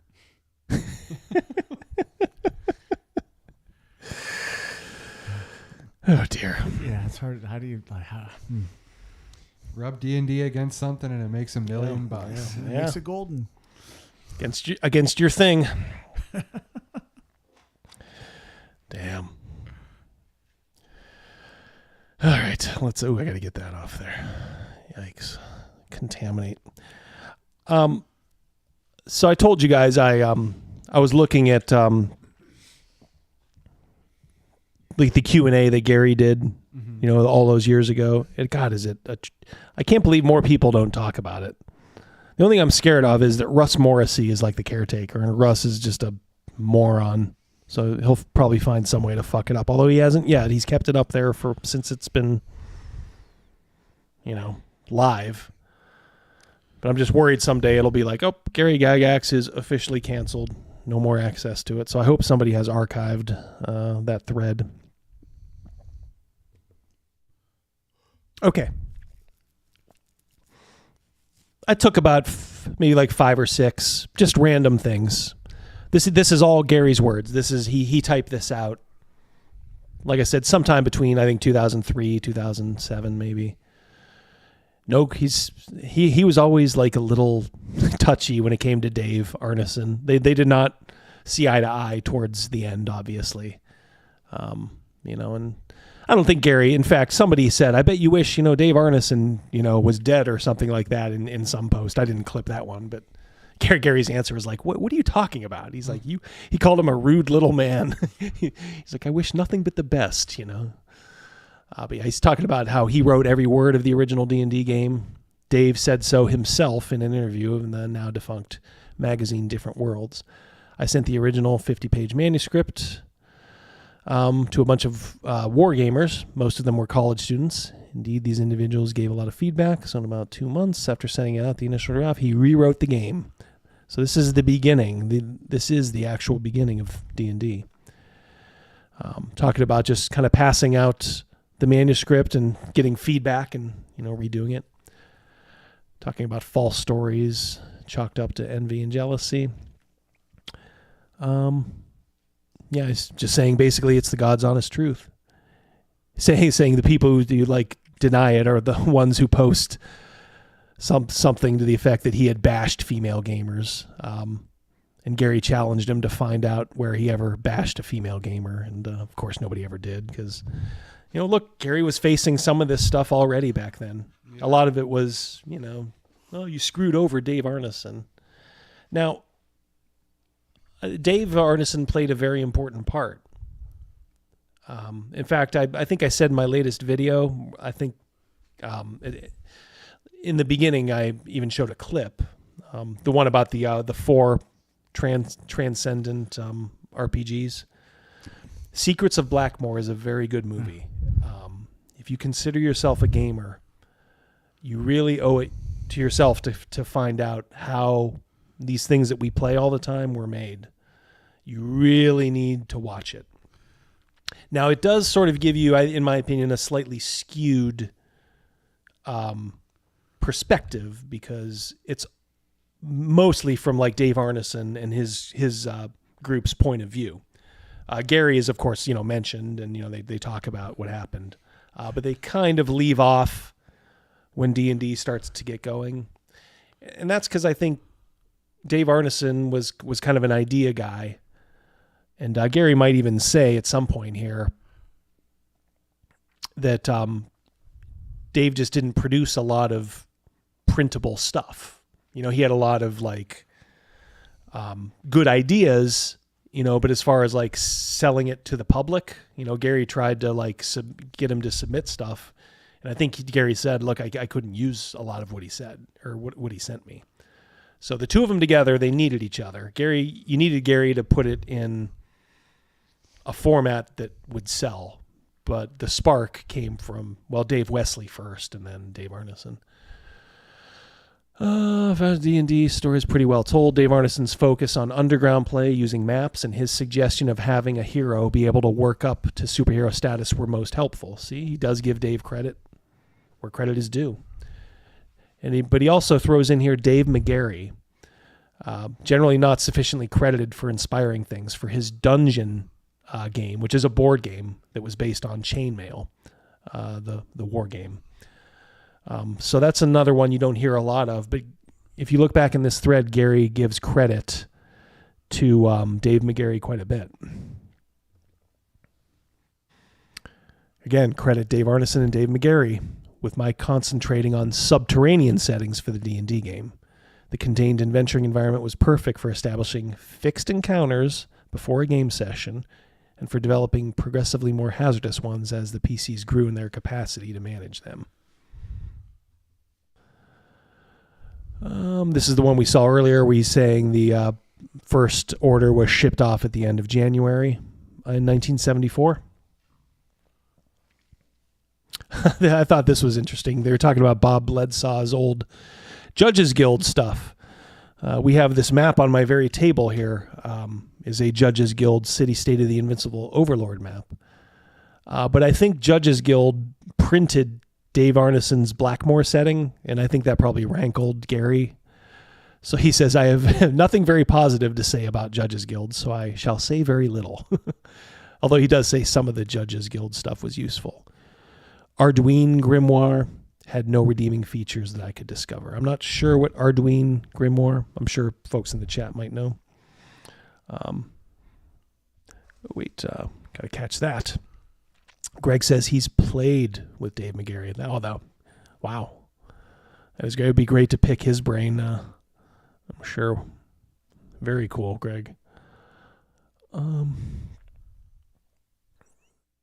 So he's talking about Dave Trampier, the legendary artist of old D&D. But I thought this was funny. Have you ever noticed that virtually all of the persons depicted on the, he's talking about the Player's Handbook, the legendary one with the demon statue. Mm-hmm. They're the likeness of Dave Trampier. There's one dweeb-like chap on the back cover, though, that has a certain resemblance to yours truly back 30 years ago. I think it's that guy in the yellow shirt. So you can kind of tell, like, oh, yeah. When I saw that, I thought that was pretty funny. Dave Trampier paying a little homage to Gary. Talking about cover art, but then he also gives his dues. My favorite artist of the time period in question was Dave Trampier. I was always after him to quit reworking his stuff, for he was seldom satisfied with a fine rendition and would keep on and often get a less attractive end result. This is at a time, he says, I sure wish Tramp would pick up his brushes and palette again. Yeah, Dave Trampier was discovered driving a cab in like Milwaukee, I think. Like he had literally fallen off the face of the earth. He had done all these amazing pieces of work for the original D&D. And just he was gone. And somebody caught up with him, I think around like the early aughts, like maybe 2007 or something. They're like, oh, hey, aren't you Dave Trampier? He's like, yeah. He's just literally just a cab driver. Yep. Like, you ever want to do artwork? Nope. He's like, he didn't want to have anything to do with any of this stuff. Yeah, didn't that happen to another artist later on? I'm not sure. Twatgate. Twatgate. Yeah. What's his name? Are you talking about? You're not talking about Zach. Zach. Yeah. Yeah. Well, his was sort of forced. think Dave just put down his brushes and got t-shirted here. How you doing, my friend? Good to see you. Arduino has the best critical hit table until Warhammer came along. I was a fan of the old ICE, like Arms Law, Spell Law, and Claw Law t-shirted. We used those occasionally throughout the early years of us playing as critical charts, but then you would occasionally just get like ridiculous results, and the players kind of begged, like, can we stop using these? And I'm like, all right. So that was kind of interesting. Gary liked Dave.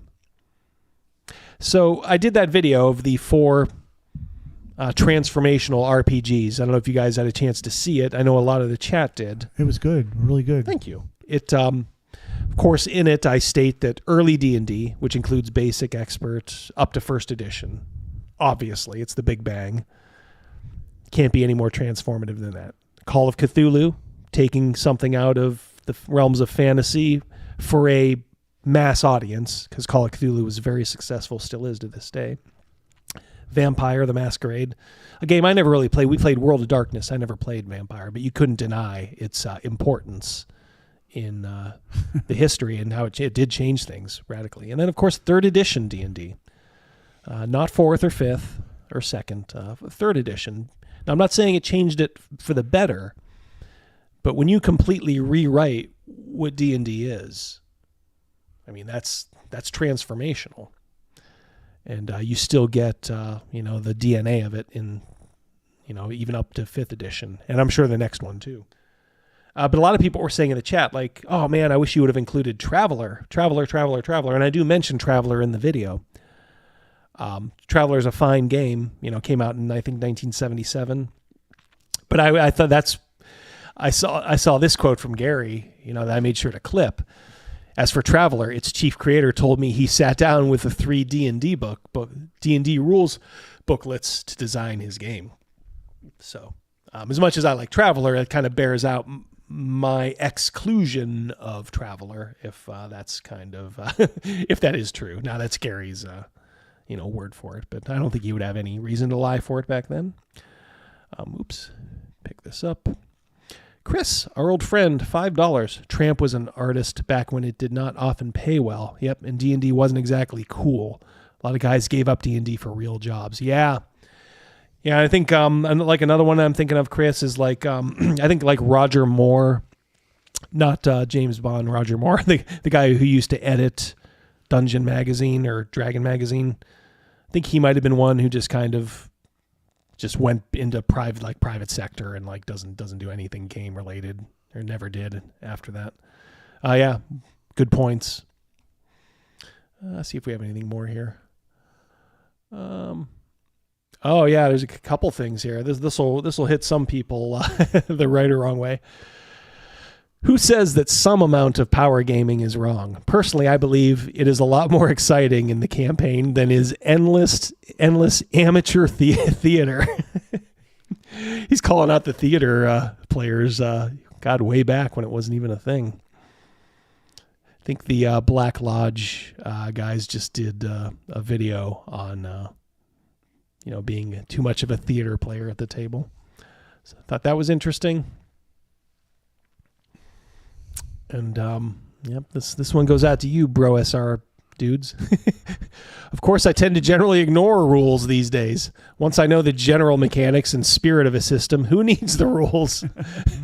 Dire emergencies, such as a blanking out of memory excluded, as are carefully prepared adventures for home use or module publication. Yeah, Gary was not big into the rules.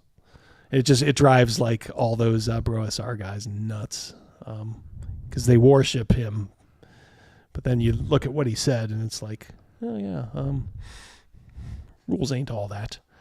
Let's see what old T-shirted says. Of the early D&D artists, only Earl Otis and Bill Willingham really managed to leverage that into paying gigs. Yeah, later artists like Elmore, Parkinson, Easley were immensely successful. Yep.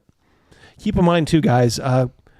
Greg Gillespie, who's in the chat, does the Dragonslayer. I'll play the Dragonslayer promo trailer on the way out tonight.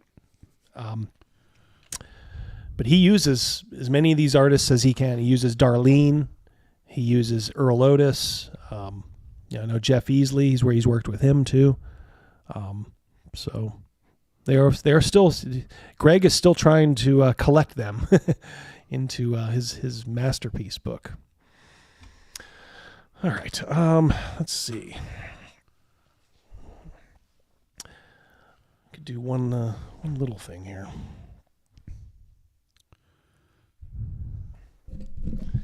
So I've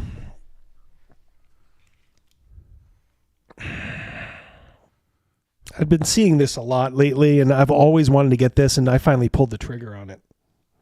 So this is Horror on the Orient Express.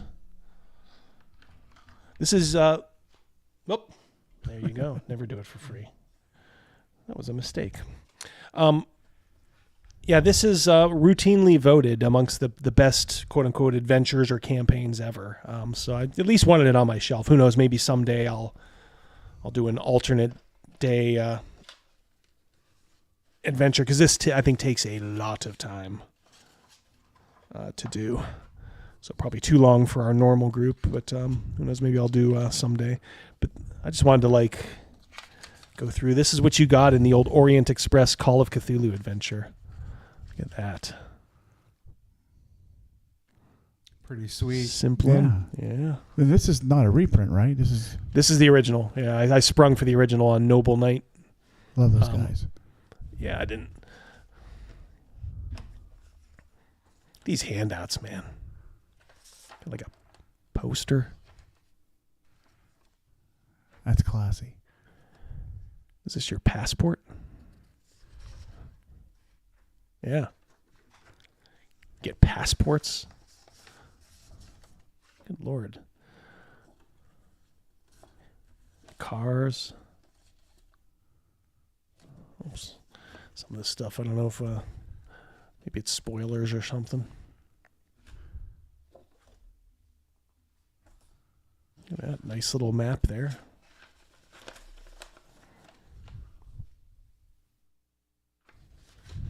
Damn. Yeah, that is sweet.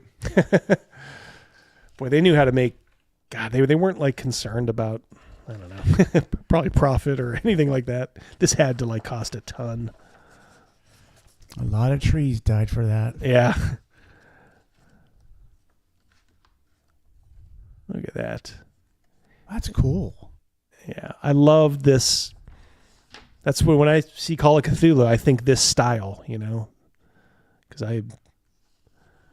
this is the edition that I actually bought. Now, Gavin Morgan had the old one, but man, just when I think Call of Cthulhu, I think this kind of typeface, this layout style through the Alps. You get a ton of all these people. Mm-hmm. Italy and beyond. Jeez, you're on this train for a long time, huh?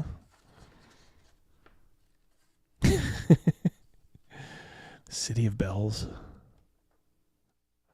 Wow. Constantinople and Consequences. This is probably the end one, so. Strangers on the Train. Look at this. This is just all people. Mm-hmm. Damn. And lastly, what is this? Simple on Orient Express. Player. Oh, these are the player handouts. Yep. So when you would just go take a pair of scissors and go snip, snip. Nowadays, you'd probably photocopy it. What do you think of that, chat and boys?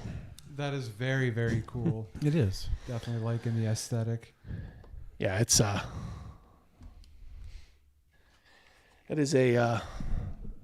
is a grand adventure. Immortal Rising on the Crazy Train. Mm-hmm. Good to see you, Aaron. Stranger Things on the Train, according to SJG. Yep, exactly, Howard. Photocopiers existed back then. They did Magnificent Devil, but you had to have a parent that worked. Oh, do you have You had like to go to like the Library of Congress to get one. yeah, exactly. It wasn't as easy as just like, oh, we'll make copies of this. It was like, well, we know somebody whose dad works at a place that has a copier. We're talking like early 80s, although this actually might be 90s. So, but by the time I got my first professional job, I did have access to a copier, and I used it liberally. At my current job, about 15 years ago, I printed out was it 5? Oh gosh, 5 copies of the World of Darkness rule book. Every single page. Every page. Yeah, I dutifully move like that too. That was awesome. Yeah, we showed up that day. Boom! Binders for everybody. Binders for everyone. Holy You guys cow. don't need to spend one dime on this. I got you. That was epic. I have that binder someplace. Yeah, that brings back memories. Back in the high school days of not being able to afford games and just running out all the ink in the printer. Yep. Yeah, I still, like, to this day, I'll still copy some stuff. Like, the other day I was copying, my wife keeps pretty good notes of our Birthright campaign. Can you get the TV there, Rogan? So I was doing some, like some double-sided, I'm not sure. Yeah, you can just turn it off, too. We might not be on this very long. But yeah, my wife takes these meticulous notes, so I copied like years of notes. Like just years of notes, double-sided. I was still looking over my shoulder, like I was doing something wrong, even though they call that a de minimis fringe benefit in the accounting world. Let's see. Clean up. Yeah, just hit the power button there, Rogan, at the top. Just turn that mofo off if you can. You got it? All right. Damn technology. First, I was gonna say, these first TVs time so hard to work these days. My faulty finger. I think. Ouch! Holy moly! All right. So I think do you want to do caller? Are you still up for it? Sure. All right, guys.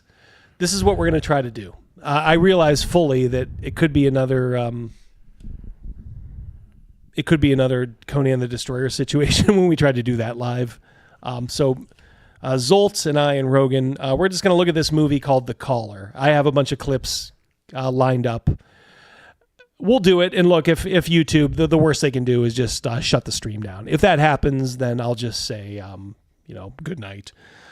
So we'll say this is the end of the traditional stream, but instead of tonight doing Otto and Roland, because we have no Crazy Mouse, hopefully next week we'll have the band back together. Tonight we're going to look at a movie called The Caller, which is a bonkers movie. It's just crazy. So you can stick around as long as you want. Stick around until YouTube shuts us down. Hopefully they won't. Hopefully this is obscure enough that they'll just, I don't know.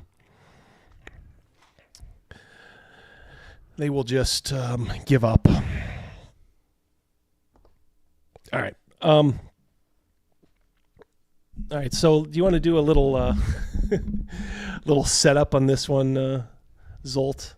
Yeah, so this is a personal favorite movie of mine. It is a mystery. And by the way, before I say it, if you guys have seen this movie and you sort of know the ending, please do me a favor and don't spoil it in the chat. Let people let us spoil it or discover themselves. Go ahead. So yeah, it's a mystery movie. It's got a lot of twists and turns that are probably going to keep most people guessing until the very last few minutes of the movie. And one thing that I love about it, and I really like when movies do this and pull it off, there are only 2 people in the entire movie. Yeah, you're looking at the cast right here. This is pretty much just an acting clinic from Malcolm McDowell and Madeline Smith. Yes.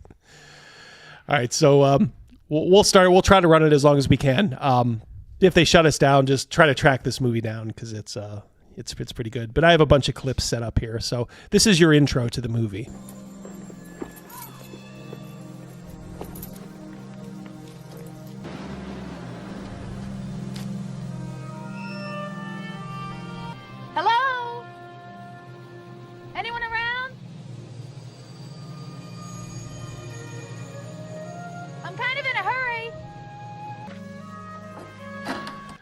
right, so single woman. Oh, hold on here. We have a big dropping. My man, Howard. Holy smokes. Preemptive super chat for the inevitable YouTube hammer drop. Cheers, gents. Great stream as always. Howard, you are a gentleman and a scholar, as they say. Thank you so much. I appreciate it. Good to always hear from you, Mr. Hughes. Hope all is well. Hope that spruce goose is up to snuff. No, we really appreciate you. Thank you very much. That is too kind. $50. Sorry. So you see already, woman in town, right? Yep. Seems like not a lot of people around. Not a lot of people, as in like nobody. So I'm, me and my wife are watching this over at Zolt's place, and he's playing it cool. He doesn't. All he says is there's two people in this movie, but it's really good. So we're like, oh, okay. All right. So, all right. She's trying to get gas, but you do see someone, there who might be following her. Okay. She's going back to her house. Hello? Anybody here?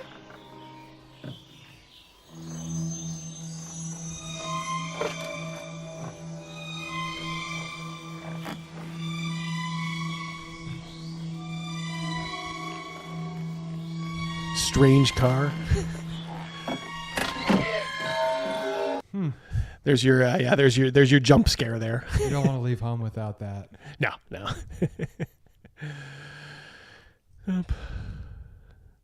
Yeah, Magnificent Devil says the whole movie is available on YouTube on some random channel, so you should be fine on copyright. Yeah, Magnificent Devil, that's what I always thought. But if you're live YouTube for whatever reason, even if it's public domain, whatever, they don't want you streaming movies, so they will. That's awesome that it's available, though. You guys should watch it. Oh yeah. I think that's how I clip. That's maybe how I clipped these.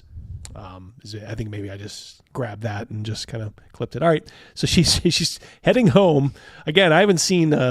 Maybe you didn't tell us that there was only two people, or maybe you just said it was like a small cast or something. I don't think I let you guys in on a whole lot. Yeah. But yeah, you had this impending like loneliness. This woman. As she's just kind of heading home. All right. But it's still daytime. And, my whole thing was, as long as it's daytime, nothing to worry about, right? That's right. Yeah, but it's getting later.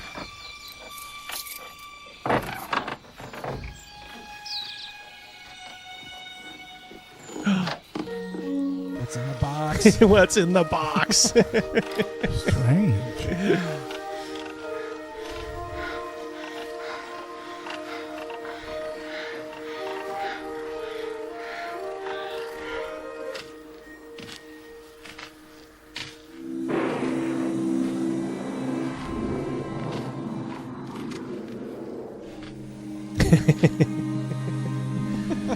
He always delivers. Always delivers.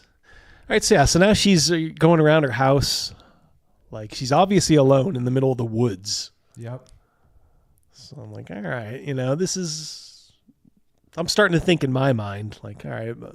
Easy to get spooked in a situation like that. Yeah. You know what I mean? But you're also kind of like looking like, all right, where have I seen this before? Is it going to play out like I think? Yep. Suffice to say, this movie it does not play out the way you would think. Not in the least.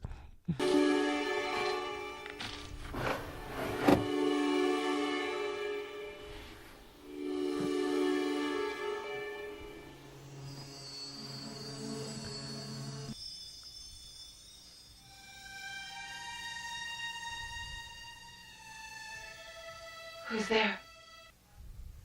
I want to speak to Allison. Allison Burnett. This is her mother. Allison, are you all right? I got scared. I had to call. I don't know. Just a feeling. Well, of course I worry about my only daughter. It's going to be really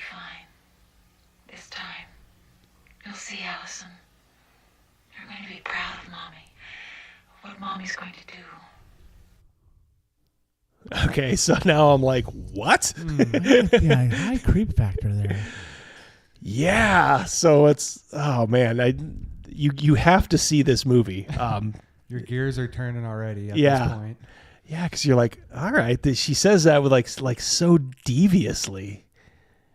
Okay, fair enough. She's gonna do something, and she has a daughter, and they're also setting up that there's somebody outside.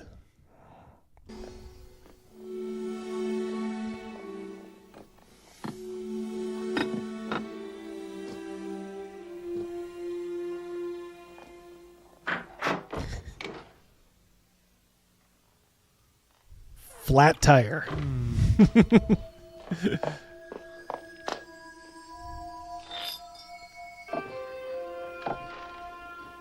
Yeah, so it's like, all right, so now somebody has access to the house. Could still just be a coincidence. Maybe the bottle was just in the garage, you know. Yeah, it could be. But here he is.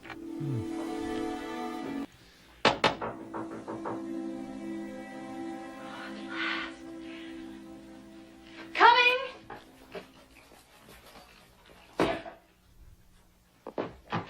Hi there.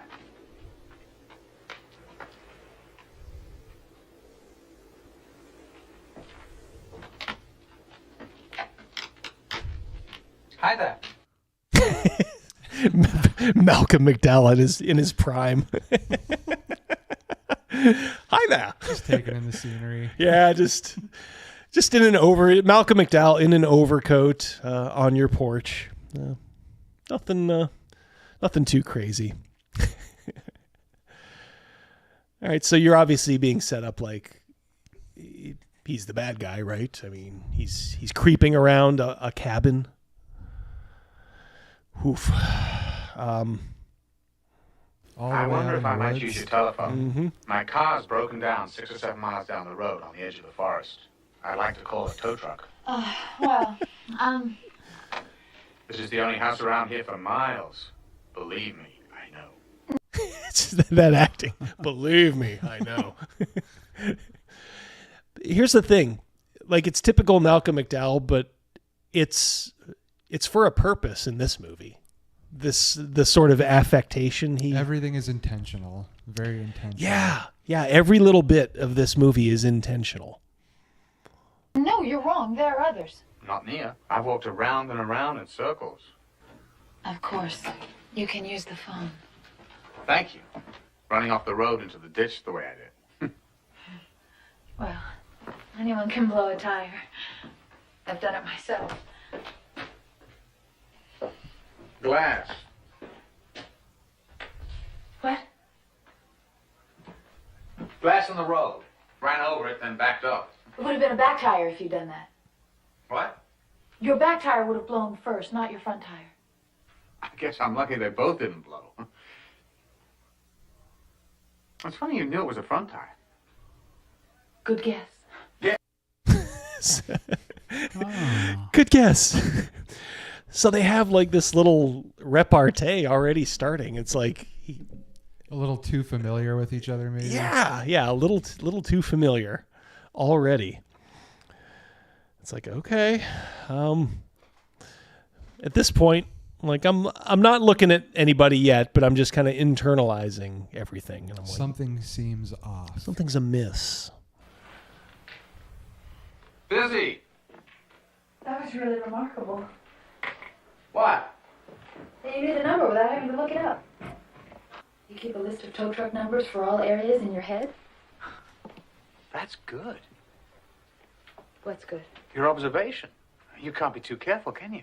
If it'll put your mind at rest, I looked up the number in my AAA book before I left the car. One more sentence, he's going to hang up.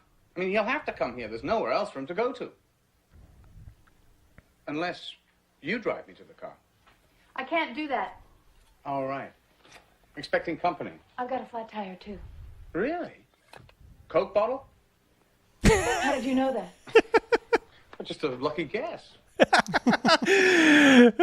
So I'm like, what the fuck is going on here? Just a lucky guess. All right, so what do you think, Rogan? I like it. Yeah. I like it. So you're starting to think now, okay, did she let a monster in the house? He knows, obviously, about the tire. Did he do the tire? A lot of questions probably going through your head at this point in the movie. Oh, yeah, for sure. God, and I hope they don't yeet the stream, because the ending of this is just the most bonkers thing. 15 minutes is fine. I really appreciate it. Yeah, bye. Thank you. I could hardly refuse, could I? Well, it's your house. You can do whatever you like, can't you? Can I? As far as I'm concerned. Thank you. Now you're being polite. Did your mother teach you that? Yes, she did, as a matter of fact. It's funny, isn't it, when two strangers meet? So polite, testing each other. We don't have to remain strangers. Yes, we do. Ooh. So polite. Testing each other. So polite. I have a soft spot for Malcolm McDowell. I do too. Yeah, I do as well. I mean, Clockwork Orange, obviously. Absolutely. But good Lord, I even liked him in Star Trek Generations. It's one of those actors I could watch him read a phone book for 90 minutes and yes, it'd be entertaining. Yes, so absolutely. I totally get it. He was great in Caligula. He owned the part. Chris Miller. Fun drinking game. Just add a rando item in the middle of someone else's sentence, and then you both say, huh? Thank you, Chris. Oops. Time After Time. Yep. He played H.G. Wells, and David Warner was Jack the Ripper. I gotta rewatch that movie. It's a good one. Pommes frites, fries upon frites. Boy, man, that brings back memories. Boy, does that bring back memories. Great movie too. Time After Time. Yep. Well, we're still on the air. We're about a third of the way through the clips. So YouTube's too busy using their algorithm to recreate European history to pay attention to us right now. Gemini, recreate the movie The Caller for modern sensibilities. It's two black women. I saw your T-bird on the side of the road this morning. Really? Well, that would make me a liar then, wouldn't it? Well, what's your explanation? It's easy. I don't own a Thunderbird. Must be some other poor jerk. This is a very nice little oasis. I like it. Nice, beautiful colors. Gotta be careful with tropical fish. They're delicate. Sudden rise in temperature, a little too hot. Unexpected chill.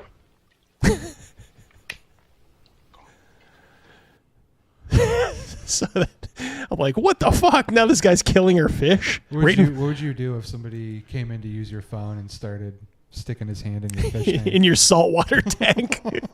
Like, dude, get the fuck out of here. Pundit, how you doing?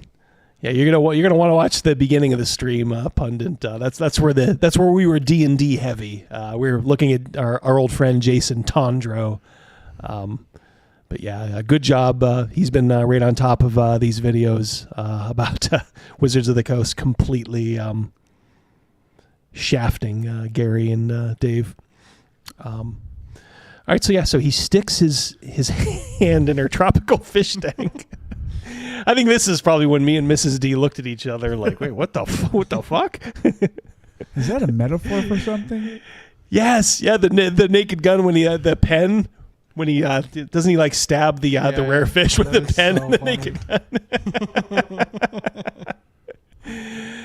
Good pull there, Chris. All right, so was that the one? It's no coincidence you're here, is it? What do you mean? You've been following me. What are you talking about? This morning, in town, coming out of the supermarket, at the gas station. Someone watching you? You saw him? Felt him. You can't trust feelings like that. It could just be your own paranoia. This is unusual. My husband collected them. Is that who we're waiting for? No. No, I didn't think so. Your hands are trembling. What? Your hands trembling. Spoils the illusion, gives the game away. The thing about games, you got to know the rules. Got to play fair. Trembling. That's not playing fair. That's playing on my sympathies. So we find out she's married. She just said that she was married, but she's not. She wasn't waiting for her husband. Somebody else. Who knows? All right. So I did start to formulate something here, but I'm not going to say it right here. Okay. About what was going on, and I think there were a few people taking some, random guesses here and there about what maybe they thought was going on. Yeah.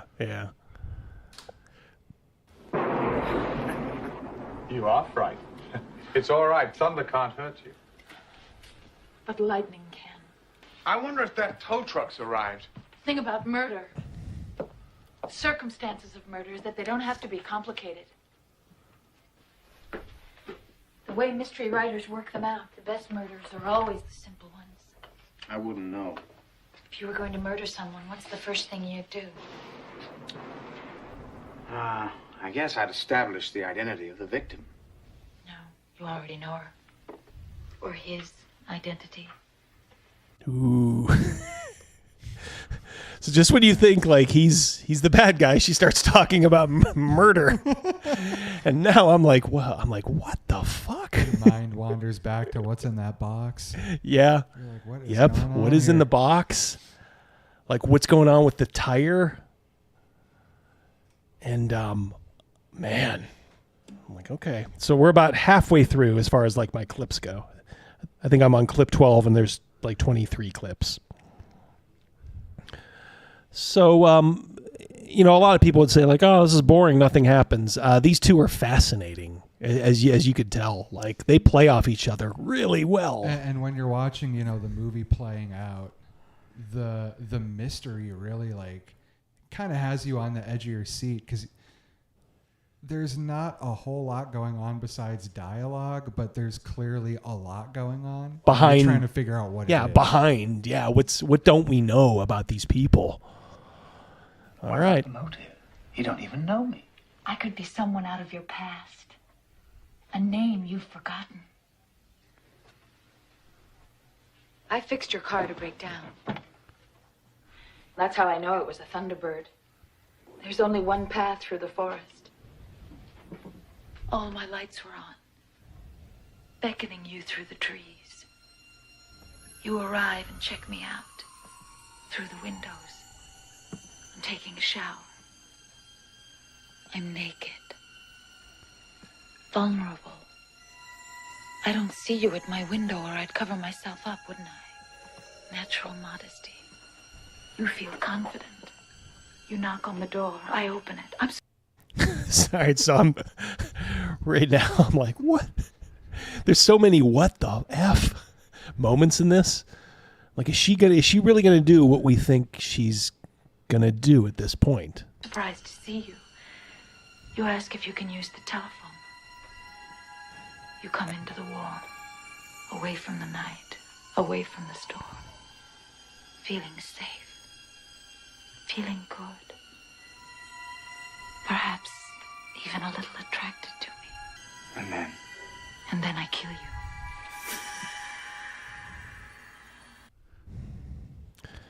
Cal, those are the kind you always want to marry. You have to. If they're not putting a knife to your throat, what's the use? Is this the audiobook version? To Dusk. Thank you, Chris. Yeah, so she's got a knife to his throat. Although he is like in her house. So I was still kind of thinking like, well, maybe she just knows that he's the bad guy or something, at this you're point. in a house 6 or 7 miles away from anything. Yeah. Probably don't get a lot of visitors late at night. Yep. Middle of the woods. Okay.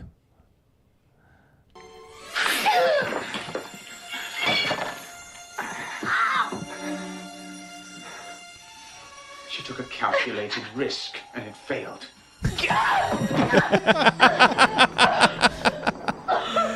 That's why I love Malcolm McDowell. Here. Oh. Is this him, is it? The one we're waiting for? Your husband's dead, isn't he?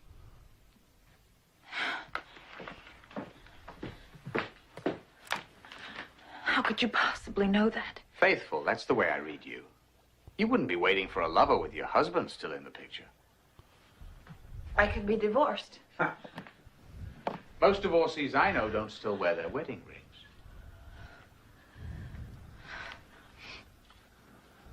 Good deduction. Not bad, huh? My husband died in the war. Oh, yes, of course, the war. All right, so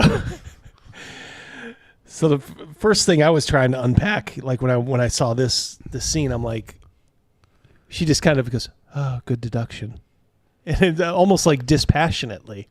Yeah, the first time I watched this, that was one of the things that kept like sticking out to me too. Just the constant polite, acknowledgement of each other's deduction abilities. Yeah. What the hell is going on? They go up to a certain point, the blood gets boiling, and then all of a sudden, point for you. Yeah. Good job. And we find out her husband died in the war. Now that actually comes back later on, because we're thinking, 87.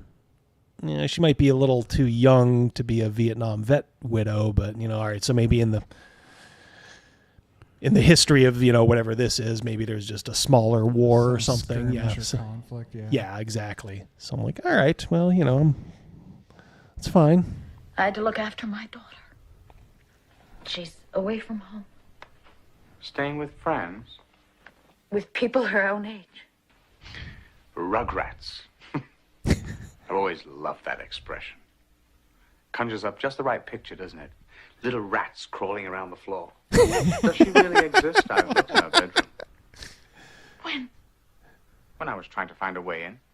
Through the window. So he's saying he looked in her daughter's bedroom window. So you're like, oh man, this guy's a creep. Yeah. Come on, Malcolm, you're a creep. All right. Teddy bears, dolls, all dismembered. She get a kick out of that. Nice personality she must have. I saw a hat box. Odd that. I mean, most little girls don't wear hats, except at Easter time. It's none of your business. Like you hit the nail right on the head. Like I could watch this guy read the phone book. Yeah. Like just chewing up the scenery every time he's on camera. Yeah. Oh God. Yeah. Without even trying. Like this is him in his prime. Like he wasn't even trying, and he was stealing. I mean, Madeline Smith was very good in this too. Competent. Yeah. Very good to play off of. She didn't try to outdo him. Right. She played her part well throughout, I thought. I would agree. If he doesn't come soon, you can use the phone again. Thank you very much.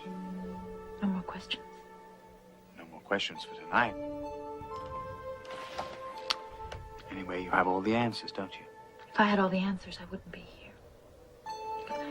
So that's key right there. If I had all the answers, I wouldn't be here.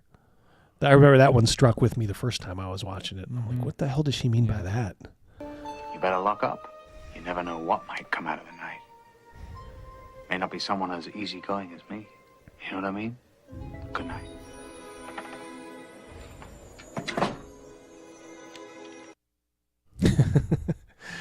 Might not be someone as easygoing as Malcolm McDowell. Okay. All right, so we're about 2/3 of the way through the movie here, and I'm starting to think, like, in my mind, and I don't think I'm giving anything away, but thinking like these two had to know each other in some respect. And I think I'm already thinking maybe, just maybe, she is her lover, maybe her husband, right? Yeah, it's a reasonable thing to maybe assume. There does definitely seem to be some level of familiarity there. So, at this point, you're probably wondering, like, what is the nature of this relationship?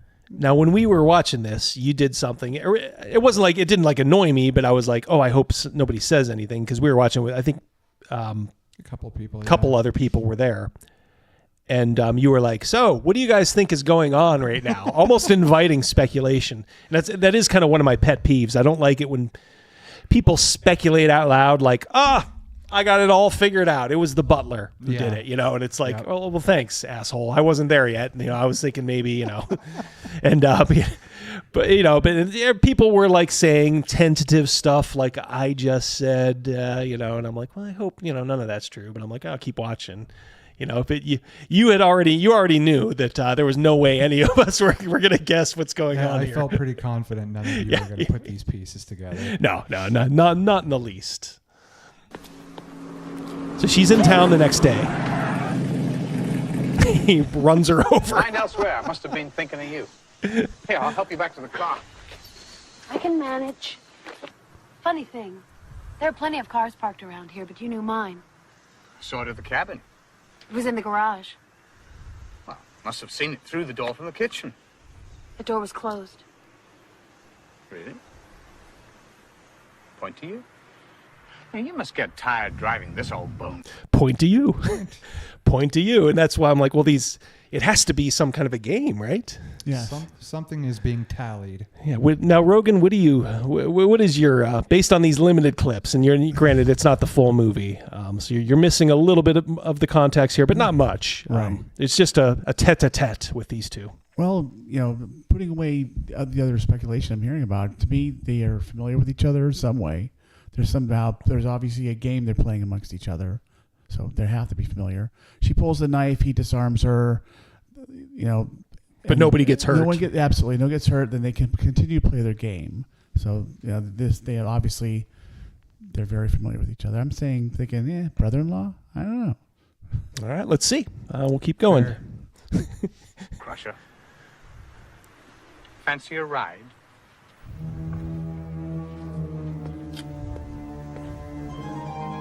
Doesn't she? Slow down!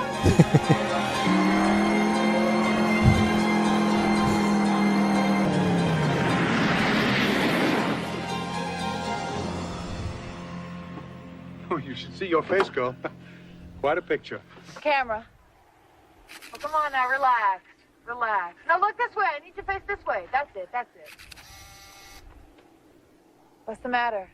Haven't you ever had your picture taken before? All right, so that's you don't think it at the time, but that's another key moment. Another key moment in the movie. She's taking a picture. It's just dropping clues all over the place, but I have no idea what the picture is. I'm like, all right. I started to get really lost, coming up here, and I think that was on purpose. Mm-hmm. She's developing the pictures. That's where it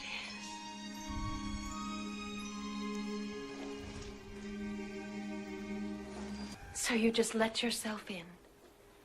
Just like you were invited. I wanted to see the photos. So she's taking these photos. He just lets himself in. He's just kicking back, watching TV. How did they turn out? Tell me about London. The Portobello Road. When were you there? Some time ago. You're a liar. Why do you say that? If you walk down Piccadilly, Green Park is on your right, but Soho will be on your left. You'd have to walk down Whitehall to see the Houses of Parliament. So you're not British, and you didn't break down on the edge of the forest, and you're a liar. What else are you? Maybe I'm a cop. Where's your badge and ID? Come on now. I wouldn't be carrying that, would I? Not if I'm working undercover. Were you buying his story at this point? No. I wasn't buying anything at this point. All right, so that's clip 17.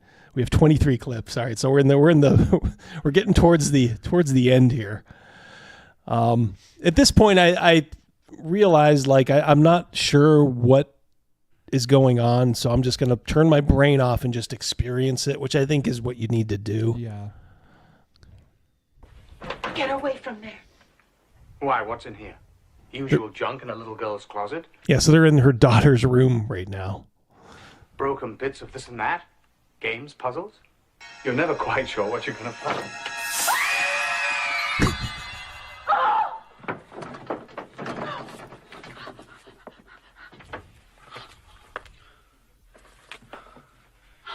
Well, now. Someone's idea of a joke. Not yours, I hope. No! Chastising her. Not yours, I hope. It's rummaging around. Well, you're the only one here. Literally, like, yeah, the unwanted guest who's going room to room. What's in here? What do you got in here? You guys, what do you got in the refrigerator? Genuine item, the little girl herself. Where is she tonight? Do you know what I think?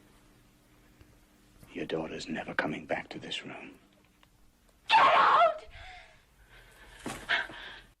Just throws it at her. Yes. Take your doll, bitch. You're cold, Malcolm. Damn. All right. Use them. So they keep going with the tete-a-tete, you know, and obviously, like I said, I didn't want to get struck. So they find themselves in a place where you can cut the sexual tension with a knife, right? Or a pair of scissors. Or a pair of scissors, yeah.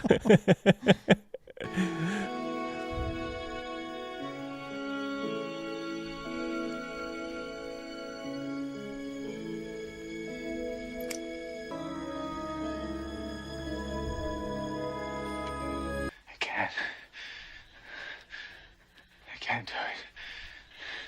It's all right. I understand. So he could not perform. Wow. Yeah. She called his bluff, I guess. Wears a scarf, drives that car, but can't get it up. All right. Typical older white man. Yeah. He gave it a shot. Yeah. All right, so this is 20, 21, 22, 23. All right, so we got 4 clips left. So she's running in the woods. She's like literally just like running, like sprinting, like training for like a marathon. And then all of a sudden, lo and behold, she runs to the bottom of the hill, and look who's there. 4 minutes, 2 seconds. Pretty fast time. I can do better. For what? Who's gonna know how fast you just ran? I don't know. You're gonna give yourself a heart attack. Stop watching me. Stop following me. Leave me alone. If I do that, how are you gonna make any more points? Are you going to make any more points? Are you going to make any more points? So these points are actually pretty impressive, important. Okay. So this is clip 21. We have 3 more clips left.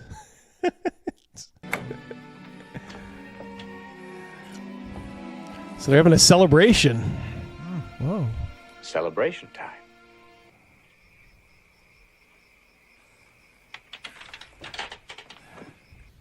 Must have broken it. Like you broke the other dolls in her room. Cut their heads off. Pulled their limbs out. Like the doll you left in the glove compartment of your car. Very careless. First point to me. It proved you'd been in the house. In Alabama. All right. So now I'm like, okay. Coming. Yeah. So I'm like, all right, well, they're like, this is where I went back to like, all right, well, they're man and wife or something, you know? I mean, I was very strongly on that. Yep. Okay. Justin's room. That's not in the rules. We agreed on that. You can't change the rules anytime you want, not without consulting me. Well, we're getting very important all of a sudden. I don't need the car anymore. That's right. You can run. Oh, how you can run.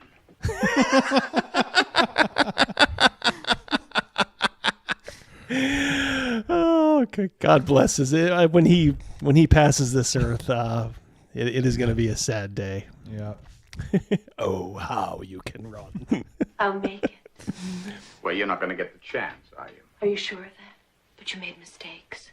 Everything I offered you on that first night, I would have offered any human being coming in out of the storm. But you couldn't accept. Points to you. You've made these points before. But I made new ones, didn't I? I caught you on that tow truck. You could have looked it up in the AAA book. But then you said this place was at Cutter's Ridge, which you could have never known because that sign did blow down. Come on, I counted that. Somebody could have put it back up. There isn't anybody to put it back up. There isn't anybody. All right. There isn't anybody. This all seems very elaborate, doesn't it? It does. It does. Yeah, this is, by the way, obviously, if you guys haven't figured it out, this is where they're gonna unravel the plot. So I guess I would say here, if you this looks very tantalizing and you don't want the movie spoiled, maybe just head on out and I'll see you next week. But if you're okay with the seeing it this way, I will show the clip. It's crazy. All right, so fair warning. Here we go. More points to me. Did you ever wonder how I drove into town after you had stolen my keys? I have a spare set. Secrets. My secrets. You knew my Land Rover in town, how? Then there was your phony British accent. Dangerous. Because there's no way you ever could have been to England. All right, that was good. All points to me. You'd just be in a lot of trouble if your prize guinea pig died on you. She's not going to do that. She's going to play the game for a long, long time. Ooh, so now I'm like, whoa, what? He's the master, and she's the guinea pig. This clearly is not the first time they've played this game. Yep. What have we got so far? 30 points? How much for the photos? 10, I told you. Clever. That leaves just... One more point and you'll be at 50. Magic number. The magic number. I'm sorry, I found this by your lover's body.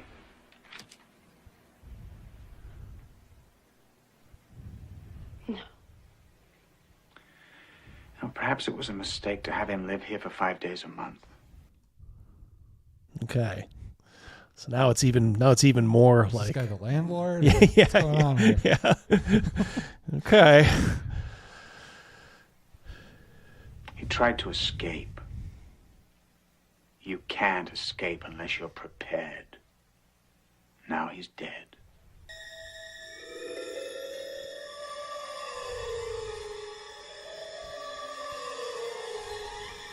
So he tells her to look in the refrigerator. There's a little surprise in there that he put.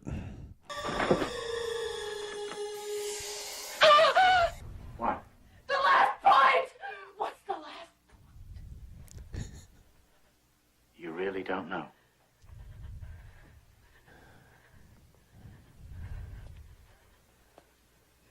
Getting past me, that's all. Okay. Getting past him. It's over, girl. Next week you can try again. So she's got the crossbow. But she's lost. She doesn't have enough points. Better luck next week. That's right. When we do it all over again, I guess. Next week. No next month. No next year. I'm getting out of here tonight. Give me the crossbow.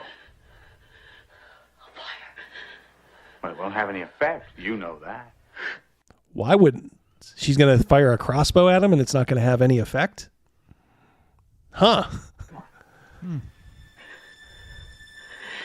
Give it to me.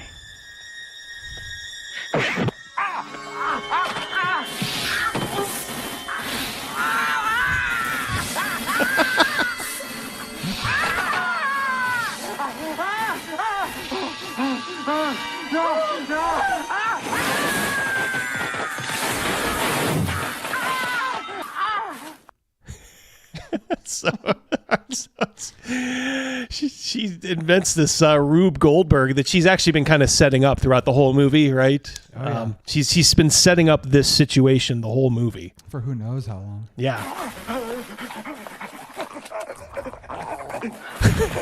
Check this out. How many other people are left? 1,000. And their children. Allison. They're all safe. Part of the experiment. What? At this point, we're all looking at each other like, what? Yeah, Rogan, what do you think? I am fucking lost. Is this a cabin in the woods kind of situation? Separate the families. Observe the parents. Retrain the children. How far is the children's compound? 6 miles.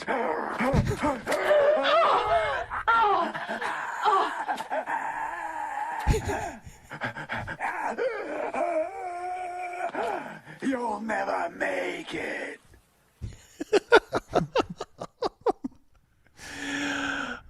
Damn. I mean, yeah.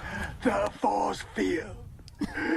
The what? Jeez, what I'm the like, hell? what? The force field? Now we got force fields? It goes off. One. It goes back on. I know how much time I've got.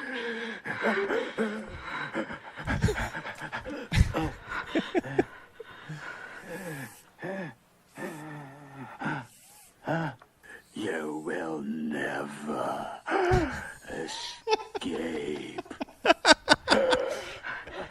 Yes, I will. One by one, we'll all escape.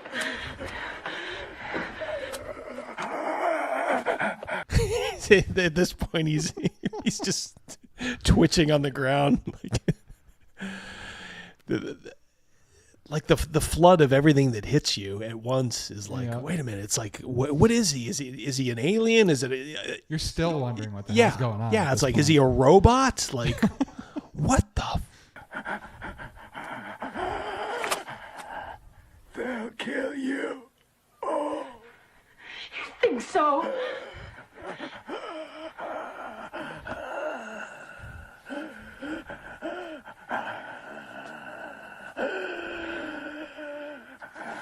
Too bad you won't be around to watch. So long, pal. All right, and here we go with the last clip. She's going to go try to rescue her daughter. Can she do it? Boy, the 80s, what a time. They make them like this anymore. They don't make them like this. Zsolt, you're right. There would be no way in the world I could have figured. If I watched a whole movie, You weren't expecting the experiment. I was, no, not at all. Yeah, this is when I was like, oh, that's why he was asking us, what do you guys think's going on here? Because no one would have, halfway through the movie, you're thinking like lovers, husband, somebody's going to kill someone, it's going to be very pedestrian. No one expects the experiment. Yeah, and here we go. This is the end. This is why she's running.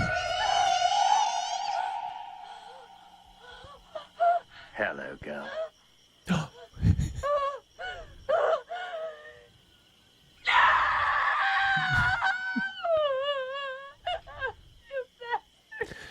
Right into him. A version of him. Callers, as many as they need. I think you'll find the Mark II version to be a vast improvement. It's not fair! I won! You did. Brilliantly executed. Brilliantly executed. You ran beyond the force field in under 4 minutes. Your human feelings betrayed you. What a pity you came back. We never considered that he could have feelings. You really worked him over, didn't you? I won't be making the same mistakes. Oh, damn. That's when you really start to feel for this woman. It's like, wow, she doesn't even get like the hope like before. This is the Mark II. Yeah, this is Mark II, Malcolm McDowell. Yeah, he don't play all that bullshit. Come on, girl. Let me take you back to the beginning. I can't. Think of the new challenges. Here we are together. The new team.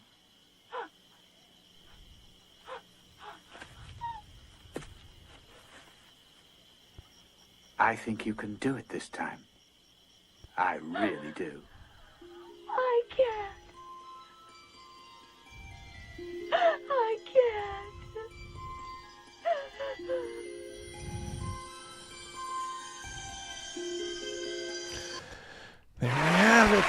That's it for the caller.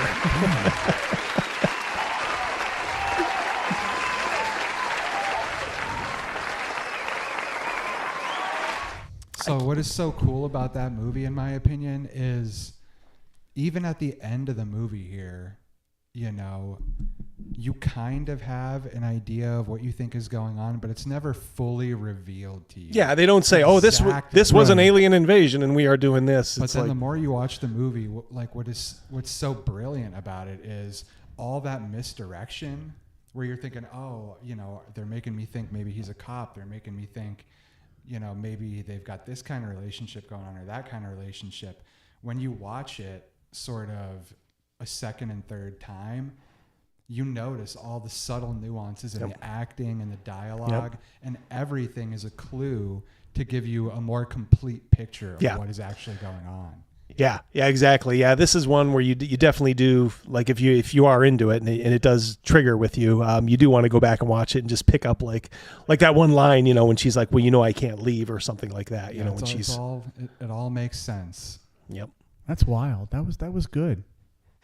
You guys saw a hour and a half movie and probably about what 30 minutes maybe. Hard to pick out the D&D influence in that one. I feel like there's gotta be something there. Sometimes we do what we just do, as J.R. Smith from the Cavaliers said to me. I just do what I do. So looks like some of the chat liked it. Some of the chat was it was a little lukewarm. Hey, at least you didn't get banned. Yeah, exactly, Chris. Yeah, we didn't get banned. We were able to get all the way through it, and now I can clear that one. And now I can clear that one out because that's been sitting in one of my scenes for a long time. And I'm like, God, we got to do it. We got to do it. So I want to wait until obviously Zsolt was here because and even with like sort of having everything shown here, it's still worth the watch. Oh yeah. You know, you're going to be able to still get something out of the movie, even with an idea of what's going on in your head. And just like we said earlier, they don't really make movies like this anymore. You got to really respect like what they did. So like somebody had a script and is like, well, I just want 2 actors. You know, we'll get one notable one. You know, maybe one who's a little less, and we'll see what we can do. And somebody was like, yeah, sure. Yeah, go for it.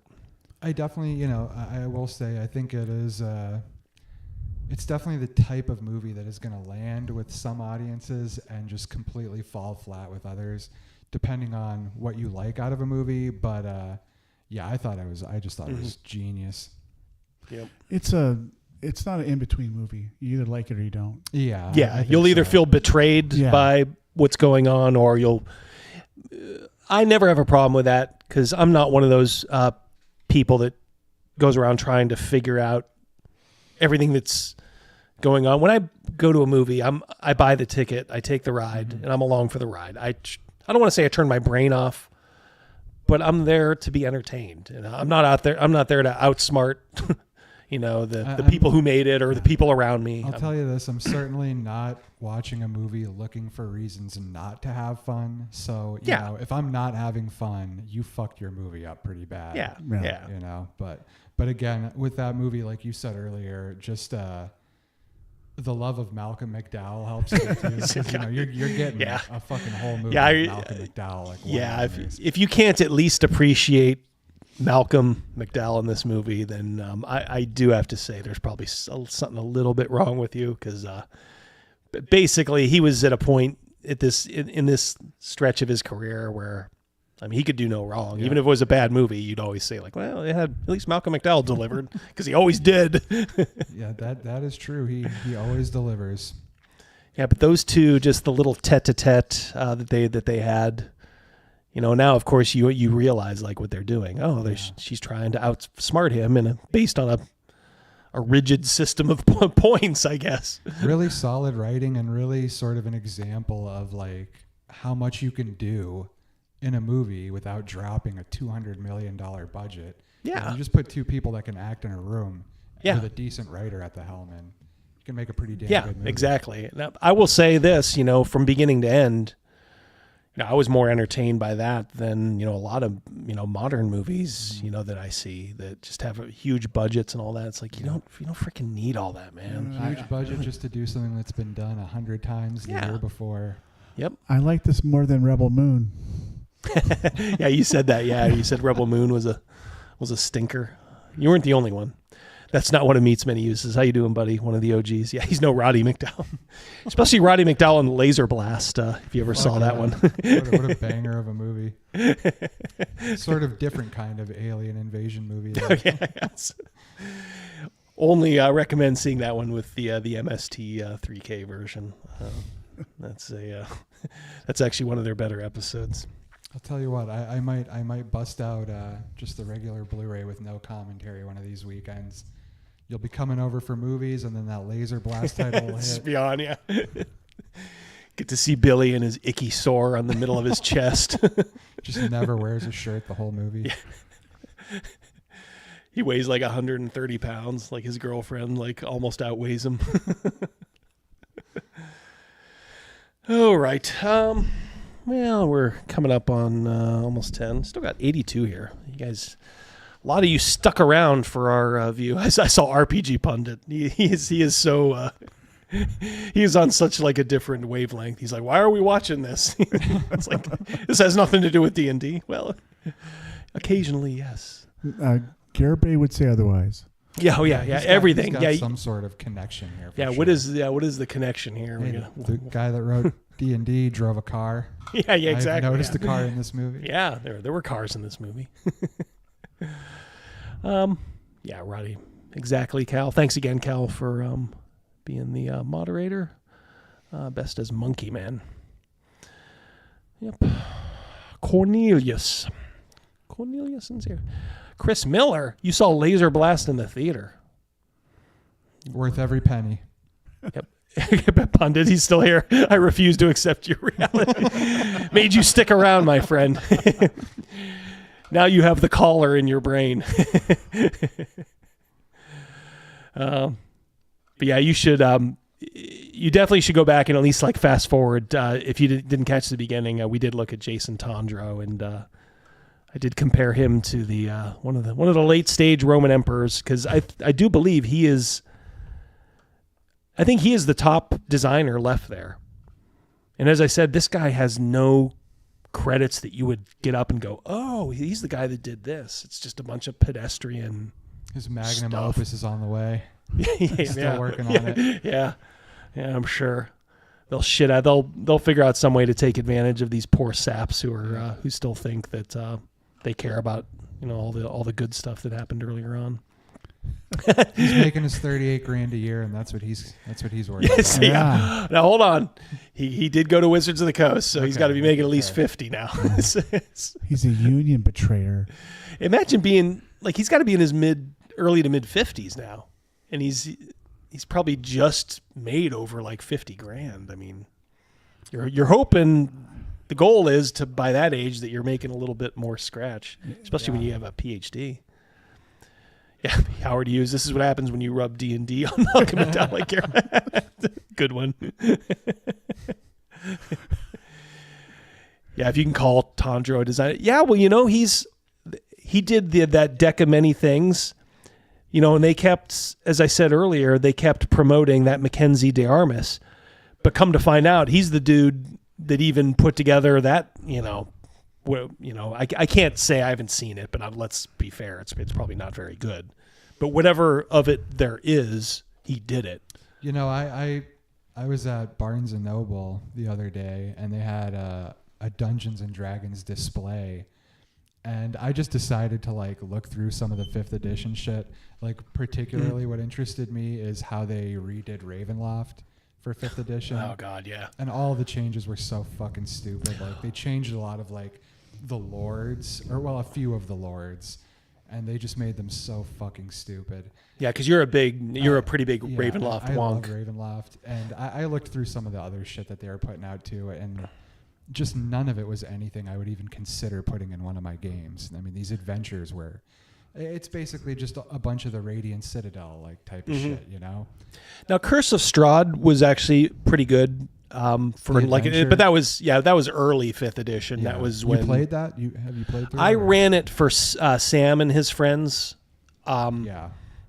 So you know, and I actually have stolen parts of it for other things. Well, I have the tarot deck. I use that. I sort of just like, you know, cannibalize that and just use some 2nd edition rules I have. But I like the new tarot deck. I thought they did a pretty good job with that. Yeah. Yeah, that's fair. Yeah. Like I said, 5th edition, you know, there were some good things in it. Of course, Pundit, you know, worked extensively on it. They wokeified Ravenloft, but the main change is that embracing dark powers comes with no downside. Evil isn't evil. That's right. Yeah, I forgot about that. That was going around. And not to mention too, as good as the original Curse of Strahd was, you know, by the time Trump took office, they went to tinkering, you know, with that about 4 or 5 years later. And it's like, oh, we got to get rid of the gypsies, you know, because they can never be bad. Yeah. And then that was what spawned the combat wheelchair, because one of the NPCs in there is a one-legged chick. You know, it's they preach all this diversity and shit, and then they're like, oh, a fucking different culture. Let's get rid of that. Isn't it Yeah, so exactly. ass backwards. Like, Yeah. It doesn't make any fucking sense. They're It's like, yeah, like- we want to be super fucking diverse, but everyone just has to fit this one mold. Yep. Eh.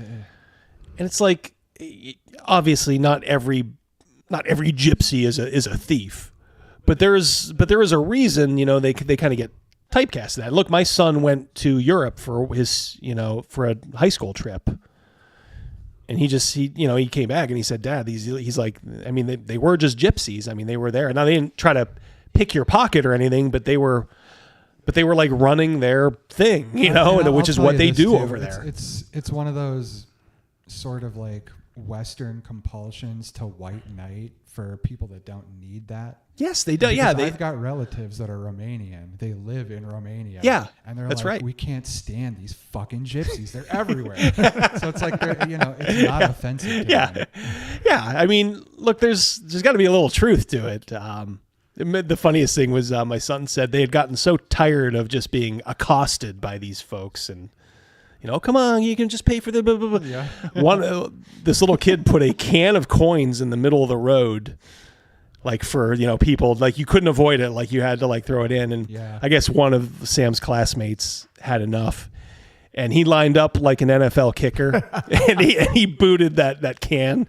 Yeah. Like he just said, like, coins like just like everywhere for like a brief moment. Like the sky was full of like, you know, lira or, you know, whatever. I don't know if this was in Greece or Rome or whatever, but holy shit, I guess they had just had enough of it. Yeah. So it's like, you know, but look, it's part of Dracula. I'm sorry. It's part of Bram Stoker's Dracula. They were the ones that are helping, you know, and it's such a cool part of the setting. Why the fuck would you want to get rid of that? Yes. You know, it adds so much cool shit you can do. Yeah. And like, you can say like, oh, well, not all gypsies are bad. Yeah. Fine. Great. So make them good in your game. Yeah. but some of them aren't. Yeah. So these are the ones that are doing this. What's the problem? It's a morally gray thing too. Like that's the thing with Ravenloft. Like everything is kind of morally gray in Ravenloft. There's not really a whole lot of just like straight up heroes. That's kind of the thing with Ravenloft. Yeah. You know, it's like, yeah, that's part of the whole deal. You know, you're trying to be good, but it's hard. Yeah. Yeah, for sure. So I don't know. Like I said, it's there was some good early 5th edition stuff. Curse of Strahd was one of them. They did a pretty good job with that, but then, you know, they fucked it up. As I think everybody in the chat already knows, like there's not one thing you can buy right now from Wizards of the Coast that's going to be good. There's nobody there that can do it. I mean, it's like pulling up, you know, like a Plymouth Duster or like a Scamp to the Daytona 500. All right, go out there and win. Yeah. Like, no, I can't. I don't have the horsepower. I don't have the experience. Well, just win. It's like, no, you can't do it. They don't have any talent left. No there's zero the talent. Vision has just been perverted to this weird thing now. You know, I mean, yep. At the end of the day, the table and the players and the storyteller are what's going to give the game the majority of its life anyways. But yeah, the source materials certainly do not inspire the type of game that I want to run at my table. No, not yeah. It's. I don't understand how the normies, because there's normies who just aren't online, and they're just they have to kind of discover this stuff on their own terms too, just like we all did. Like there was a time, probably 5 years ago where I was, a little blithely ignorant and maybe only starting to be aware of it on the fringes, but not thinking too much. Yep. But when you start to see stuff, the stuff that they're doing, it's getting harder and harder to ignore. See, like you were sort of my introduction into this whole wokeification of D&D. Because really, until we started playing together, I've just been playing second edition for. You've been happily years, in your in your box. I didn't even know anything God was bless going you. on. I'm like, man, this game is fucking great, isn't it, guys? It's great, yeah. Well, it's why do you think like the OSR and all that is so big these days? Yeah, it's because everybody says, all right, well, the future's fucked, but we have the past, and they can't take the past from us as much as they might try. Yep. So we'll play the actual games, or we'll play retro clones. We're good. Yeah, we will make do. Yep. Which is good, but it does kind of suck because the industry is just being being dragged in this direction. Yeah. That the bad guys may very well win, at least for a while. Fuck. Until I mean I don't mean to be a black pill, but I don't know. Yeah. Yeah, no, I hear you, dude. I mean, at the end of the day, like pretty much any sort of subculture that I'm interested in, the same thing is happening to it, the same sort of decay. Yeah. Is it like because your thing is like horror movies and horror that is it? Movies, the same type of shit is going on. It's just a bunch of like formulaic garbage. There's very few like original quality works coming out. And you see it happening across all kinds of industries, the video game industry. Same shit happening there, Comic books. Oh yeah, well documented. It's there. like there's very few places that you can turn and you still get like a good product. I would say like out of all the various forms of entertainment I enjoy regularly, probably literature. I can still find good books being written all the time. Somehow, like I don't know, they're still popular, slipping through the cracks or whatever, but. Movies, video games, TV shows. It's just all turned into shit, man. Yep. Same with D&D, Meat says that people are waking up. There's pushback. I do agree. I just wish more would. And that's where we have to encourage people to do that too. As far as the pushback, in response to Meat's sort of statement there, I think a big part of it too is so many people just have no fucking taste, dude. They're just basic bitches that are going to eat whatever you shovel them. It's true, yeah. It's all the same to them. Sad, but true. Yeah. Howard Hughes noticed it looks like Double D's logo is getting electrocuted with this. That's right. That's actually the...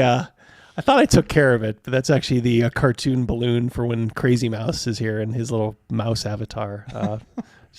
I realized it was still going on, and it was too late to do anything about it. Chris Miller, $10, coming in at the end. Believe it or not, there are lots of people at my local game store that don't know about any of the crazy shit Wizards of the Coast did this past year. Absolutely, yeah. Normies have their heads in the sand. Yeah. Well, I am one of those people. Yeah. My head was clear in the sand.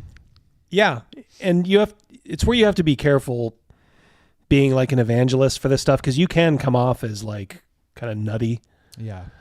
When really all you have to do is say like, did you see what they're like? Have you checked out Radiant Citadel? Can you believe like that? Like just read the first part of it. Man, that's crazy, isn't it? You don't have to sit there and go like, they hate white people. Like, that'll be self-evident later on. But I went home the other day. I think, we did a stream a couple weeks ago and I was on here with you. And I went home after that and I was talking to my brother a little bit because, I can't remember what it was, but some fucking crazy shit going on with D&D that had my head spinning. And I was talking to him a bit about it and trying to get him to understand like what's going on in the hobby, since he plays all the time. He's in my Ravenloft campaign, and I'm like, yeah, right now there's a push to make dungeons handicapped accessible. And I was like, what do you think I even mean by that? You know what I mean? It's like yeah, how does a normal person wrap? Yeah, you can't wrap your head around. What the hell are you talking about? You know? And I took a little bit of time to explain him. He's like, no. They don't want to role play it. They want it written in your book, so you have to read that shit. Right. And it's a fair point too. Yeah, because like all this stuff. But when all you get is that kind of stuff, because these aren't the people that would just stop at one ramp. You know, it's like no. It's going to be you're going to go to the florist with a handicapped black woman in a wheelchair, and they're just going to put it in every bit that they can. But that's kind of what I always thought too.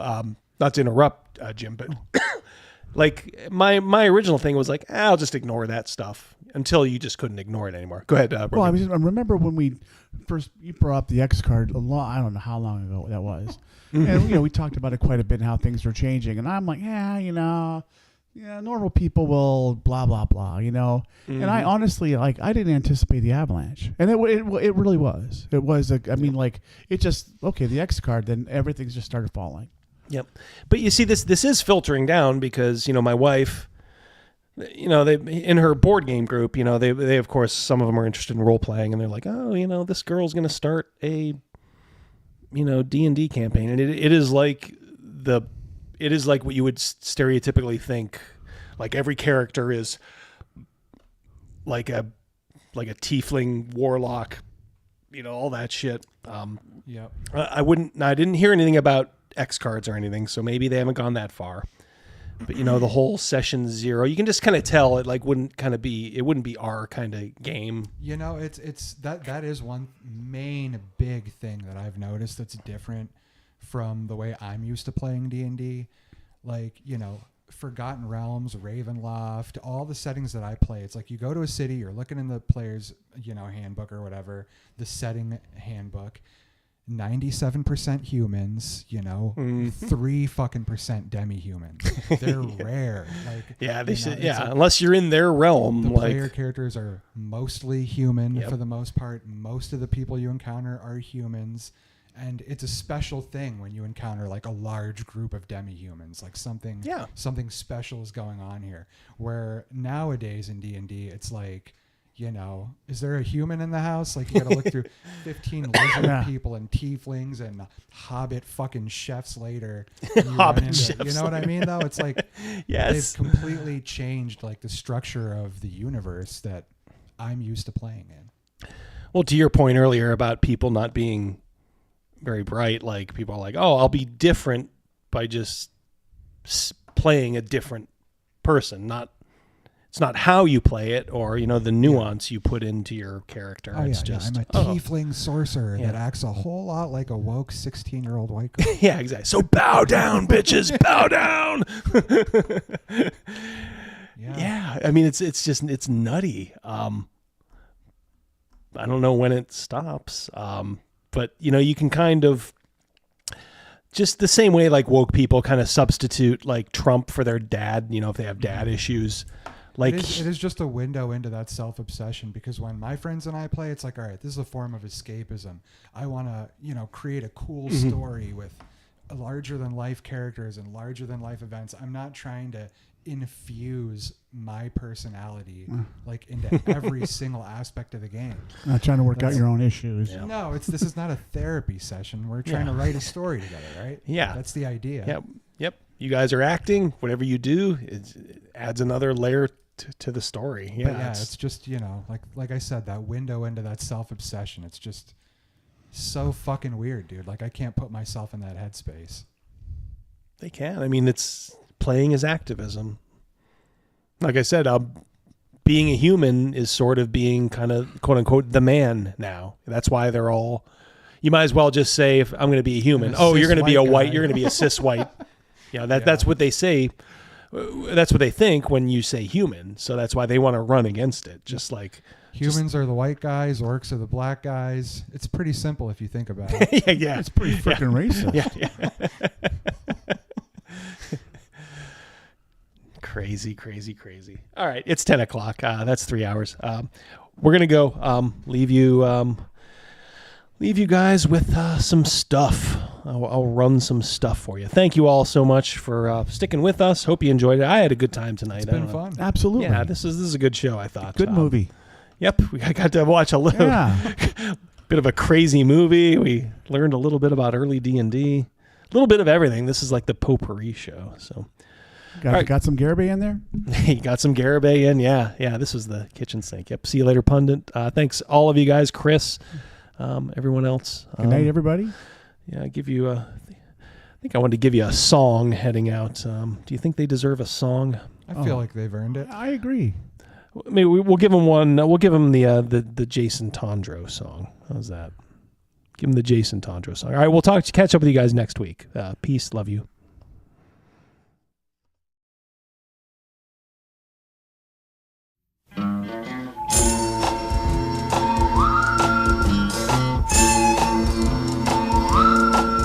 Back when I was a kid, life was going swell, till something happened, blew everything to hell. That night my daddy stumbled in, all pale and weak, said a woman up the block just gave birth to a geek. Mom said, sell it to the circus, what the heck? Dad said, nope, this one's a pencil neck. And if there's one thing lower than a sideshow freak, it's a gritty, scum-sucking, pencil-neck geek. You see, if you take a pencil that won't hold lead, looks like a pipe cleaner attached to a head, add a buggy whip body with a brain that leaks, you got yourself a grit-eating pencil-neck geek. Pencil-neck geek, grit-eating freak, scum-sucking pea-head with a lousy physique. He's a one-man, no-gut, losing streak. Nothing but a pencil-neck geek. Pencil-neck geek.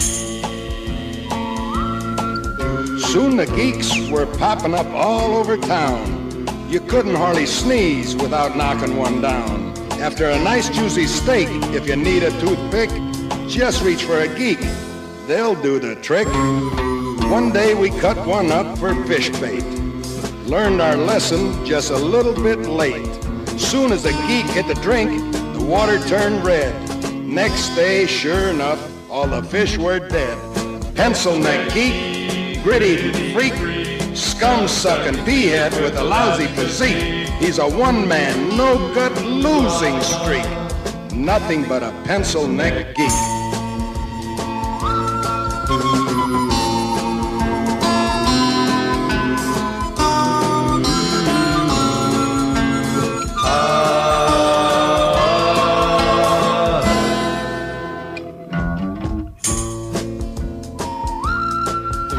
Most any night, you know where I can be found.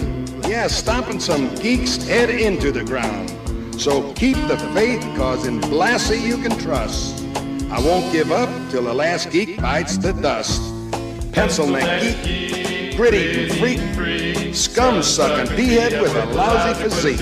He's a one-man, no-gut, losing streak. Nothing but a pencil-neck geek.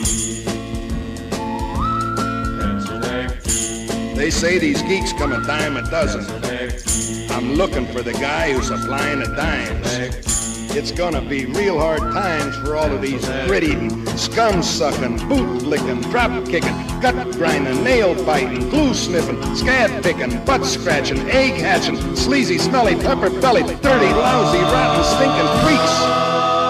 Nothing but a pencil-neck geek. Pencil-neck geek. Pencil-neck geek. Pencil-neck geek.